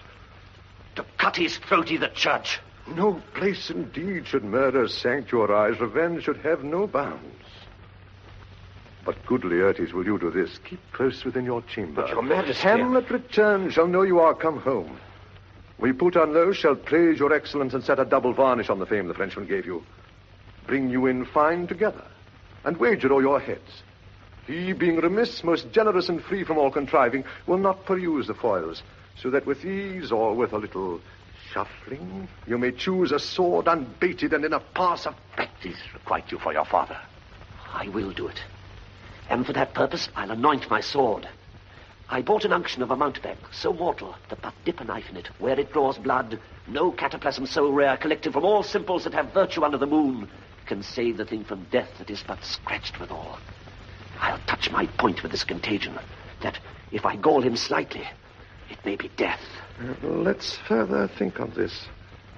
Weigh what convenience both of time and means may fit us to our shape. If this should fail, and that our drift looked through our bad performance, 'twere better not essayed. Therefore, this project should have a back or second that might hold if this did blast in proof. Soft. Let me see. We'll make a solemn wager on your cunnings. A heft. When in your motion you are hot and dry, as make your bouts more violent to that end, and that he calls for drink, I'll have prepared him a chalice for the nonce, whereon but sipping, if he by chance escape your venom stuck, our purpose may hold there. What's off, what noise? How now, sweet queen? One woe to tread upon another's heels, so fast they follow. Your sister's drowned, Laertes. Drowned? Oh, where? There is a willow grows aslant a brook that shows the tall leaves in the glassy stream. There, with fantastic garlands did she come, of crowflowers, nettles, daisies, and long purples. Liberal shepherds give a grosser name, but our cold maids do dead men's fingers call them. There, on the pendant boughs, her coronet weeds clambering to hang, an envious sliver broke, when down her weedy trophies and herself fell in the weeping brook. Her clothes spread wide, and mermaid like a while they bore her up, which time she chanted snatches of old tunes, as one incapable of her own distress, or like a creature native and endued unto that element. But long it could not be, till that her garments, heavy with their drink, pulled the poor wretch from her melodious lay to muddy death. Alas, then she is drowned. Drowned. Too much of water hast thou, poor Ophelia, and therefore I forbid my tears. But yet it is our trick. Nature her custom holds, let shame say what it will. When these are gone, the woman will be out. Adieu, my lord. I have a speech of fire that fain would blaze, but that this folly doubts it. Let's follow Gertrude. How much I had to do to calm his rage, now fear I this will give it start again. Therefore, let's follow. A churchyard near the castle. Two gravediggers pause in their work. Is she to be buried in Christian burial when she willfully seeks her own salvation? I tell thee she is. Therefore make her grave straight. The crown will set on her and finds it Christian burial. How can that be, unless she drowned herself in her own defence? Why, 'tis found so. It must be so offended, it cannot be else. For here lies the point. If I drown myself wittingly, it argues an act. And an act hath three branches. It is to act, to do, to perform. Our gal, she drowned herself wittingly. Nay, but here you, Goodman Give Delver. me leave. Here lies the water. Good. Here stands the man. Good. If the man go to this water and drown himself, it is willy-nilly he goes, mark you that. But if the water come to him and drown him, he drowns not himself. Ah, gal, he that is not guilty of his own death shortens not his own life. But is this law? I marry it. Crowner's quest law. Will you have the truth, Aunt? If this had not been a gentlewoman, she should have been buried out of Christian burial. Why, there thou sayst. And the more pity the great folk should have countenance in this world to drown or hang themselves more than they're even Christian. Come, my spade. There's no ancient gentlemen but gardeners, ditchers, and grave makers. They hold up Adam's profession. Was he a gentleman? That was the first that ever bore arms. Why, he had none. What? Art a heathen? How does thou understand the scripture? The scripture says Adam did. Could he dig without arms? I'll put another question to thee. If thou answerest me not to the purpose, confess thyself. Go to. What is he that builds stronger than either the mason, the shipwright, or the carpenter? The gallows maker, for that outlives 1,000 tenants. I like thy wit well, in good faith. The gallows does well. But how does it well? It does well to those that do ill. Now, thou dost ill to say the gallows is built stronger than the church. Ah, gal, the gallows may do well to thee. Come, do it again. Who builds stronger than a mason, a shipwright, or a carpenter? Aye, tell me that, and unyoke. Marry, now I can tell. To it. Mess, I cannot tell. Cudgel thy brains no more about it, for your dull ass will not mend his pace with beating. And when you're asked this question next, say, a grave maker. The houses he makes last till doomsday. Go, get thee to yarn, fetch me a stoop of liquor. In youth, when I did love, Hamlet and Horatio come into the churchyard. They stand watching as the gravedigger throws up bones with sometimes a scowl. Oh, me thought there was enough in meat. Hath this fellow no feeling of his business? He sings in grave-making. Custom hath made it in him a property of easiness. 'Tis e'en so. The hand of little employment hath the daintier sense.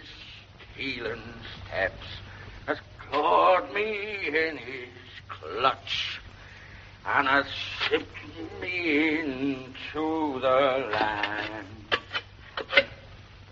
as if I had never been such. That skull had a tongue in it and could sing once. How the knave jowls it to the ground as if it were Cain's jawbone that did the first murder. This might be the fate of a politician which this ass now o'erreaches. One that would circumvent God, might it not? It might, my lord. Or of a courtier who would say, "Good morrow, sweet lord. How dost thou, sweet lord?" This might be my lord such a one that praised my lord such a one's horse when he went to beg it, might it not? Aye, my lord. Why, e'en so, and now my lady worms, chopless and knocked about the mazzard with a sexton's spade. Here's fine revolution, and we had the trick to see it. Did these bones cost no more the breeding, but to play at loggets with them? Oh, mine ache to think on't. For under shrouding sheet, a pit of clay for to be made, for such a guest is me. There's another. Why may not that be the skull of a lawyer? Maybe his quiddit is now, his quillets, his cases, his tenures, and his tricks. Why does he suffer this mad knave now to knock him about the sconce with a dirty shovel, and will not tell him of his action of battery? This fellow might be in time a great buyer of land, with his statutes, his recognizances, his fines, his double vouchers, his recoveries. Is this the fine of his fines and the recovery of his recoveries, to have his fine paid full of fine dirt? Will his vouchers vouch him no more of his purchases, and double ones too, than the length and breadth of a pair of indentures? The very conveyances of his land will scarcely lie in this box. And must the inheritor himself have no more, huh? Not a jot more, my lord. Is not parchment made of sheepskins? Aye, my lord, and of calfskins too. Yeah, they are sheep and calves who seek out assurance in that. Pickaxe and a spade. I will speak to this fellow. For and a shrouding sheet. Whose grave's this, sir? Mine, sir. Or a pit of clay for to be made, for such a guest is me. I think it be thine indeed, for thou liest in't. You lie out on, sir, and therefore it is not yours.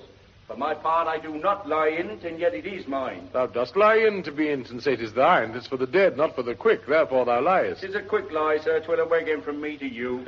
What man dost thou dig it for? For no man, sir. For what woman, then? For none neither. Who is to be buried in't?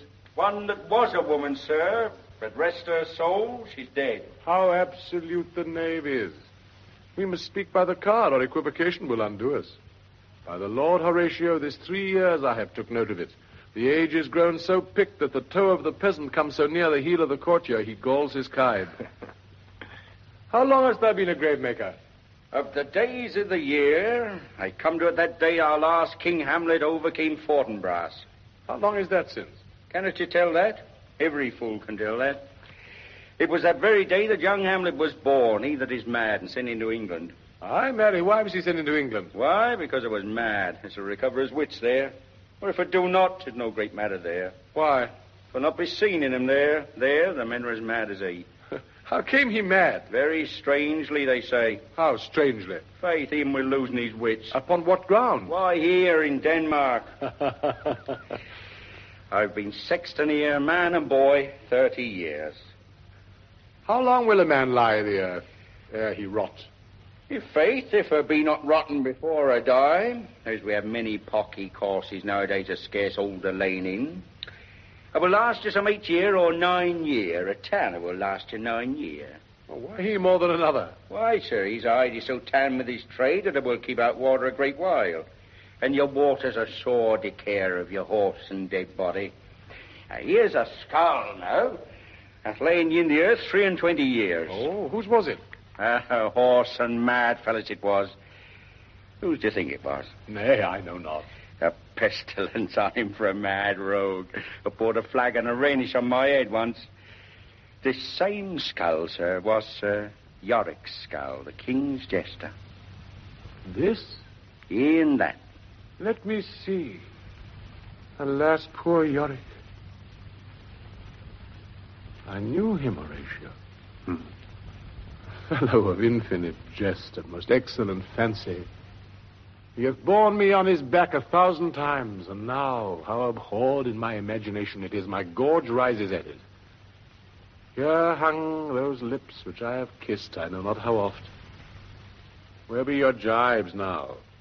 Your gambols, your songs, your flashes of merriment that were wont to set the table on a roar. Not one now to mock your own grinning. Quite chop-fallen. Now get you to my lady's chamber and tell her that her paint an inch thick. To this favor she must come. Make her laugh at that. Prithee, Horatio, tell me one thing. What's that, my lord? Dost thou think Alexander looked of this fashion of the earth? E'en so. And smelt so? Pah. E'en so, my lord. To what base uses we may return, Horatio? Why may not imagination trace the noble dust of Alexander till it find him stopping a bunghole? 'Twere to consider too curiously to consider, sir. No, faith, not a jot. But to follow him thither with modesty enough and likelihood to lead it. As thus Alexander died, Alexander was buried, Alexander returneth to dust. The dust is earth, of earth we make loam. And why of that loam, whereto he was converted, might they not stop a beer barrel? Imperious Caesar, dead and turned to clay, might stop a hole to keep the wind away. Oh, that that earth which held the world in awe should patch a wall to expel the winter's flaw. But soft a while. Here comes the king. Queen, the courtiers, who is this they follow, and with such maimed rites? This doth betoken the course they follow did with desperate hands fordo its own life. 'Twas of some estate. Couch we a while and mark. What ceremony else? That is Laertes, a very noble youth, mark. What ceremony else? Her obsequies have been as far enlarged as we have warranty. Her death was doubtful, and but that great commander sways the order, she should in ground unsanctified have lodged till the last trumpet. Her charitable prayers, shards, flints, and pebbles should be thrown on her. Yet here she hath allowed her virgin krantz, her maiden struments, and the bringing home of bell and burial. Must there no more be done? No more be done. We should profane the service of the dead to sing a requiem, and such rest to her as to peace-parted souls. Lay her i' the earth, and from her fair and unpolluted flesh may violets spring. I tell thee, churlish priest, a ministering angel shall my sister be when thou liest howling. What? The fair Ophelia. Sweet, to the sweet. Farewell. I hoped thou shouldst have been my Hamlet's wife. I thought thy bride bed to have decked, sweet maid, and not have strewn thy grave. Oh, treble woe, fall 10 times double on that cursed head, whose wicked deed thy most ingenious sense deprived thee of. Hold up the earth a while till I have caught her once more in mine arms. Now pile your dust upon the quickened dead, till of this flat a mountain you have made to o'ertop old Pelion or the sky shed of blue Olympus. What is he whose grief bears such an emphasis, whose phrase of sorrow conjures the wandering stars and makes them stand like wonder-wounded heroes? This is I, Hamlet the Dane. The devil take thy soul. Oh, praise not well. I pray thee, take thy fingers from my throat. Though I am not spinative and rash, yet have I something in me dangerous which at thy wiseness fear. Hold up thy hand! My lord, be quiet. Why, I will fight with him upon this theme, until mine eyelids can no longer wag. Oh, my son, what theme? I loved Ophelia. 40,000 brothers could not with all their quantity of love make up my son. What wouldst thou do for her? Oh, he is mad, Laertes. For the love of God, forbear him. Swoon, show me what thou'dst do. Would weep, would fight, would fast, would tear thyself, would drink a weasel, eat a crocodile, I'll do it. If thou come here to whine, to outface me with leaping in her grave, be buried quick with her, and so will I. And if thou pray to mountains, let them throw millions of acres on us, till our ground, singeing his pate against the burning zone, make Ossa like a wart. Nay, and thou'lt mouse, I'll rant as well as thou. This is mere madness, and thus a while the fit will work on him. Anon, as patient as the female dove when that her golden couplets are disclosed, his silence will sit drooping. Hear you, sir. What is the reason that you use me thus? I loved you ever. But it is no matter. Let Hercules himself do what he may. The cat will mew, and dog will have his day. I pray thee, good Horatio, wait upon him. Now, Laertes, strengthen your patience. Now, last night's speech will put the matter to the present bush. Good Gertrude, set some watch over your son. This grave shall have a living monument. An hour of quiet shortly shall we see. Till then, in patience our proceeding be. Back at the castle, Hamlet and Horatio are alone together in the great hall. So much for this, sir. Now shall you see the other. You do remember all the circumstance? Remember it, my lord. Sir, in my heart there was a kind of fighting that would not let me sleep. Methought I lay worse than the mutines and the bilboes. Rashly, and praised be rashness for it, let us know our indiscretions sometimes serve us well when our deep plots do pall. And that should learn us there's a divinity that shapes our ends, rough hew them how we will. That is most certain. Up from my cabin, my sea gown scarfed about me, in the dark groped I to find out them.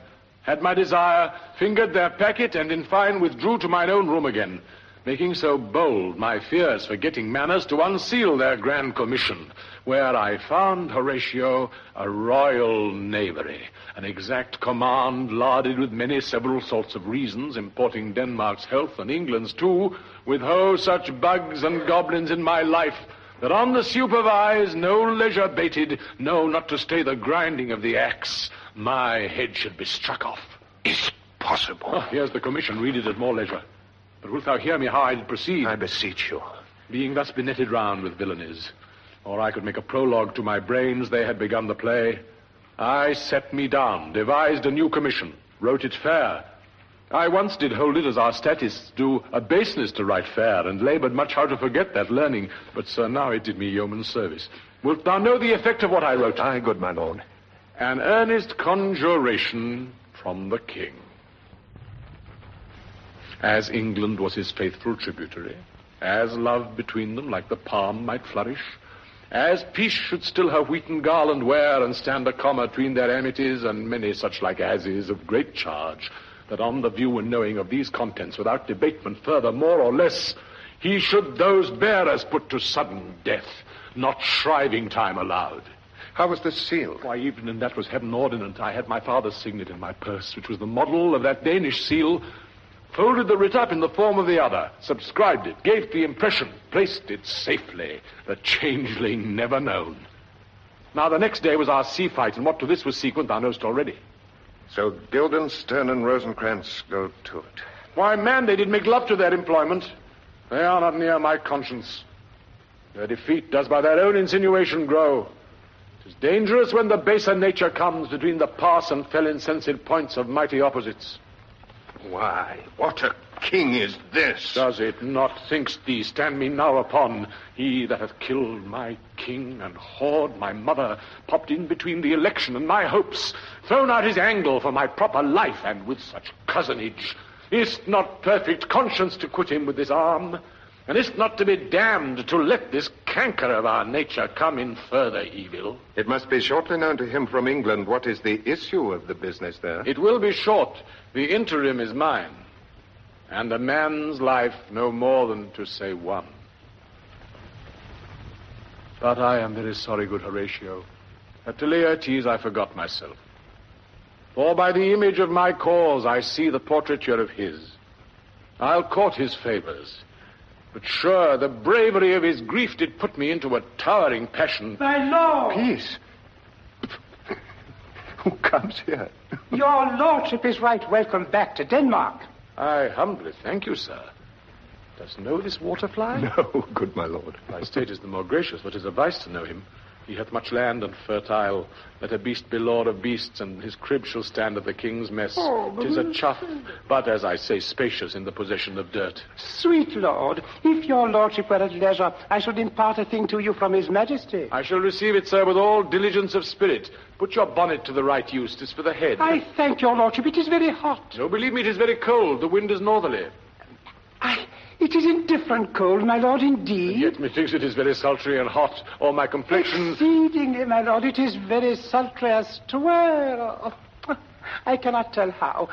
My lord, his majesty bade me signify to you that he has laid a great wager on your head. Sir, this is the matter. I beseech you, sir, remember your bonnet. No, good my lord, for my ease, in good faith. Sir, here is newly come to court Laertes. Believe me, an absolute gentleman, full of most excellent differences, of very soft society and great showing indeed, to speak sellingly of him. He is the card or calendar of gentry, for you shall find in him the continent of what parts a gentleman would see. Sir, his definement suffers no perdition in you, though I know to divide him inventorially would dizzy the arithmetic of memory, and yet but you're neither in respect of his quick sale. But in the verity of extolment, I take him to be a soul of great article, and his infusion of such dearth and rareness as to make true diction of him. His semblable is his mirror, and who else would trace him? His umbrage, nothing more. Your lordship speaks most infallibly of him. The concernancy, sir, why do we wrap the gentleman in our more raw breath? Sir... Is not possible to understand in another tongue. You will too, sir, really. What imports the nomination of this gentleman? Of Laertes. His purse is empty already. All golden words are spent. Of him, sir. I know you are not ignorant. I would you did, sir. Yet in faith, if you did, it would not much approve me. Well, sir? You are not ignorant of what excellence Laertes is. I dare not confess that, lest I should compare with him in excellence. But to know a man well were to know himself. I mean, sir, for his weapon. But in the imputation laid on him by them in his meed, he is unfellowed. What's his weapon? A rapier and dagger. That's two of his weapons, but well. The king, sir, hath wagered with him 6 Barbary horses, against the which he has impawned, as I take it, 6 French rapiers and poniards, with their assigns as girdle, hanger, and so. 3 of the carriages, in faith, are very dear to fancy, very responsive to the hilts, most delicate carriages, and of very liberal conceit. What call you the carriages? I knew you must be edified by the margin there you had done. The carriages, sir, are the hangers. The phrase would be more germane to the matter if we could carry a cannon by our sides. I would it be hangers till then. But on, 6 Barbary horses against 6 French swords, their assigns and 3 liberal conceited carriages. That's the French bet against the Danish. Why is this all in pawn, as you call it? The king, sir, hath laid, sir, that in a dozen passes between yourself and him, he shall not exceed you 3 hits. He hath laid on 12 for 9, and it would come to immediate trial if your lordship would vouchsafe the answer. How if I answer no? I mean, my lord, the opposition of your person in trial. So I will walk here in the hall. If it please His Majesty, it is the breathing time of day with me. Let the foils be brought, the gentleman willing, and the king hold his purpose. I will win for him, and I can. If not, I will gain nothing but my shame and the odd hits. Shall I deliver you so? To this effect, sir, after what flourish your nature will. I commend my duty to your lordship. Yours. Oh, he's enchanting. He does well to commend it himself. There are no tongues else for turn. This lapwing runs away with the shell on his head. He did comply with his dug before he sucked it. Thus has he and many more of the same bevy that I know the drossy age dotes on only got the tune of the time and outward habit of encounter, a kind of yeasty collection which carries them through and through the most profound and winnowed opinions, and do but blow them to their trial, the bubbles are out. My lord, His Majesty commended him to you by young Osric, who brings back to him that you attend him in the hall. He sends to know if your pleasure hold to play with Laertes, or that you will take longer time. I am constant to my purposes. They follow the king's pleasure. If his fitness speaks, mine is ready, now or whensoever, provided I be so able as now. The king and queen and all are coming down. In happy time. The queen desires you to use some gentle entertainment to Laertes before you fall to play. She well instructs me. You will lose, my lord. I do not think so. Since he went into France, I've been in continual practice. I shall win at the odds. Thou wouldst not think how ill all's here about my heart. But it is no matter. Nay, good my lord. It is but foolery. But it is such a kind of gain-giving as would perhaps trouble a woman. If your mind dislike anything, obey it. I will forestall their repair hither and say you are not fit. Not a whit. We defy augury. There is special providence in the fall of a sparrow. If it be now, it is not to come. If it be not to come, it will be now. If it be not now, yet it will come. The readiness is all. Since no man hath aught of what he leaves, what is't to leave betimes?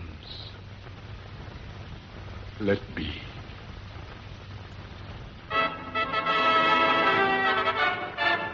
The king, the queen, Laertes, Osric, and other courtiers come in.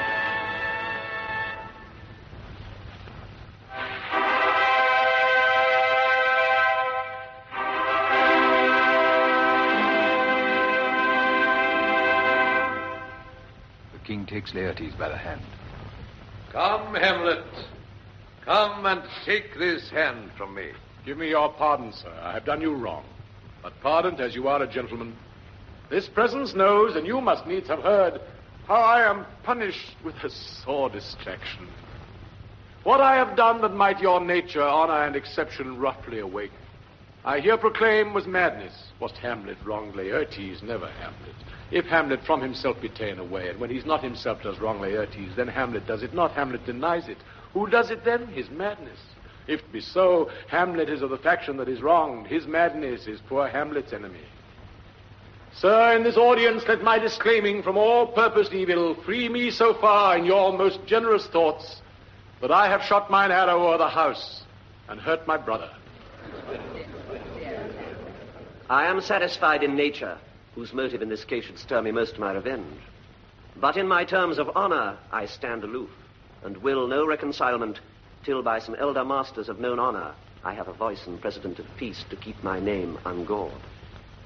But all that time I do receive your offered love like love, and will not wrong it. I embrace it freely, and will this brother's wager frankly play.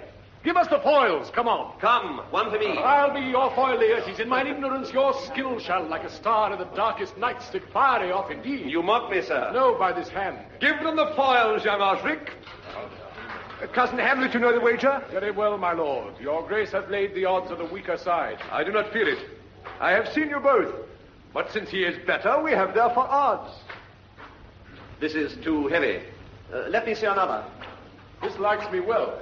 These foils have all the length. Aye, my good lord. Set me the stoups of wine upon that table. If Hamlet give the first or second hit, or quit in answer of the third exchange, let all the battlements their ordnance fire. The king shall drink to Hamlet's better breath, and in the cup an union shall he throw, richer than that which 4 successive kings in Denmark's crown have worn. Give me the cups, and let the kettle to the trumpet speak, the trumpet to the cannoneer without, the cannons to the heavens, the heaven to earth. Now the king drinks to Hamlet. Come, begin.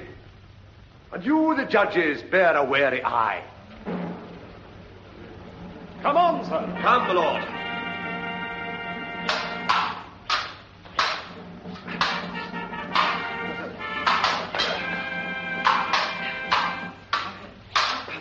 What? No. Judgment? A hit, a very palpable hit. Well, again. Stay. Give me drink. Hamlet, this pearl is thine. Here's to thy health. Give him the cup.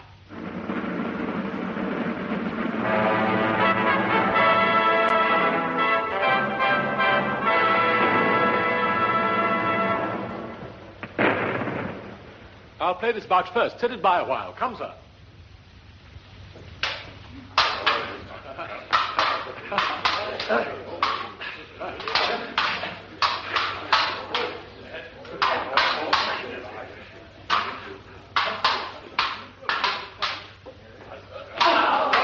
Another hit. What say you? A touch. I do confess. Our son shall win. He's fat and scant of breath. Here, Hamlet, take my napkin, rub thy brows. The queen carouses to thy fortune, Hamlet. Good, madam. Gertrude, do not drink. I will, my lord. I pray you pardon me. It is the poisoned cup. 'Tis too late. I dare not drink it, madam. By and by. Come, let me wipe thy face. My lord, I'll hit him now. I do not think. And yet it is almost against my conscience. Come for the third, Laertes, you but dally. I pray you pass with your best violence. I am afeard you make a wanton of me. Same, sir. Come on.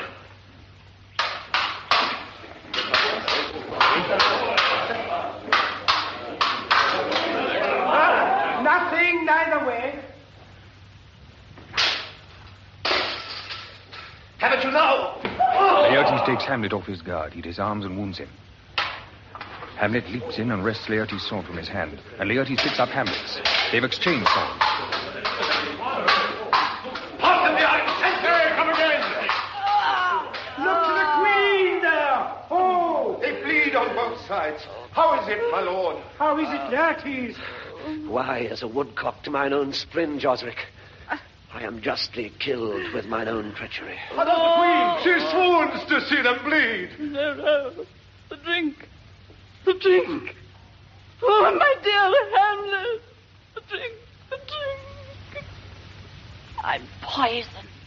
Oh, villainy. Hold it, the door be locked. Treachery, seek it out. It is here, Hamlet. Hamlet, thou art slain. No medicine in the world can do thee good. In thee there is not half an hour's life. The treacherous instrument is in thy hand, unbaited and envenomed. The foul practice hath turned itself on me. Lo, here I lie, never to rise again. Thy mother's poisoned. I can no more. The king's to blame. Point and venom. 2. Then venom. To thy word! Oh, yet defend me, friends. I am but hurt. Here, thou incestuous murderess, damned Dane, drink off this potion. Is thy union here? Follow my mother. He is justly served. It is a poison tempered by himself. Exchange forgiveness with me, noble Hamlet. Mine and my father's death come not upon thee, nor thine on me. Heaven make thee free of it. I follow thee. I am dead, Horatio. My lord. Wretched queen, adieu. You that look pale and tremble at this chance, that are but mutes or audience to this act, had I but time, as this fell sergeant Death is strict in his arrest, so I could tell you. But let it be. Horatio, I am dead. Thou livest. Report me and my cause aright to the unsatisfied. Never believe it. I am more an antique Roman than a Dane. Here's yet some liquor left. Hast thou a man? Give me the couplet. Go! By heaven, I'll have... Oh, God, Horatio. What a wounded name. Things standing thus unknown shall live behind me.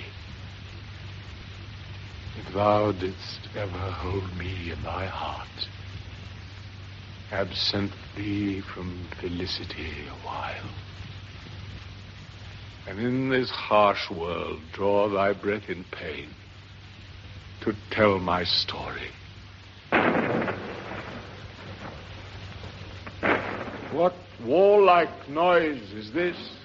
Young Fortinbras, with conquest come from Poland, to the ambassadors of England, give this warlike volley. Oh, I die, Horatio. The potent poison quite o'ercrows my spirit. I cannot live to hear the news from England. But I do prophesy. The election lights on Fortinbras. He has my dying voice.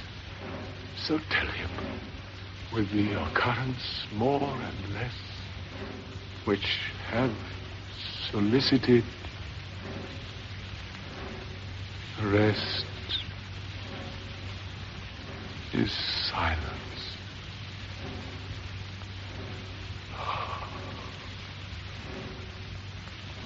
Now cracks a noble heart.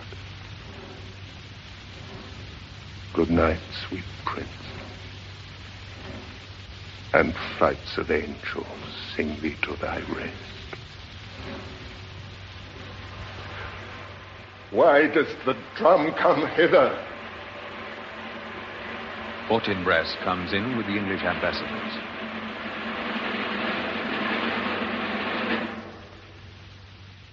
Where is this sight? What is it you would see? If aught of woe or wonder, cease your search. This quarry cries on havoc. Oh, proud death, what feast is toward in thine eternal cell, that thou so many princes at a shot so bloodily hast struck? The sight is dismal, and our affairs from England come too late. Ears are senseless that should give us hearing. Tell him his commandment is fulfilled, that Rosencrantz and Guildenstern are dead. Where should we have our thanks? Not from his mouth had it the ability of life to thank you. He never gave commandment for their death. But since so jump upon this bloody question, you from the Polack wars and you from England are here arrived, give order that these bodies high on a stage be placed to the view. And let me speak to the yet unknowing world how these things came about. So shall you hear of carnal, bloody, and unnatural acts, of accidental judgments, casual slaughters, of deaths put on by cunning and forced cause, and in this upshot, purposes mistook fallen on the inventors' heads. All this can I truly deliver. Let us haste to hear it, and call the noblest to the audience. For me, with sorrow I embrace my fortune. I have some rights of memory in this kingdom, which now to claim my vantage doth invite me. Of that I shall have also cause to speak, and from his mouth whose voice will draw on more. But let this same be presently performed, even while men's minds are wild, lest more mischance on plots and errors happen. Let 4 captains bear Hamlet like a soldier to the stage. For he was likely, had he been put on, to have proved most royal. And for his passage, the soldier's music and the right of war speak loudly for him. Take up the bodies. Such a sight as this becomes the field, but here shows much amiss.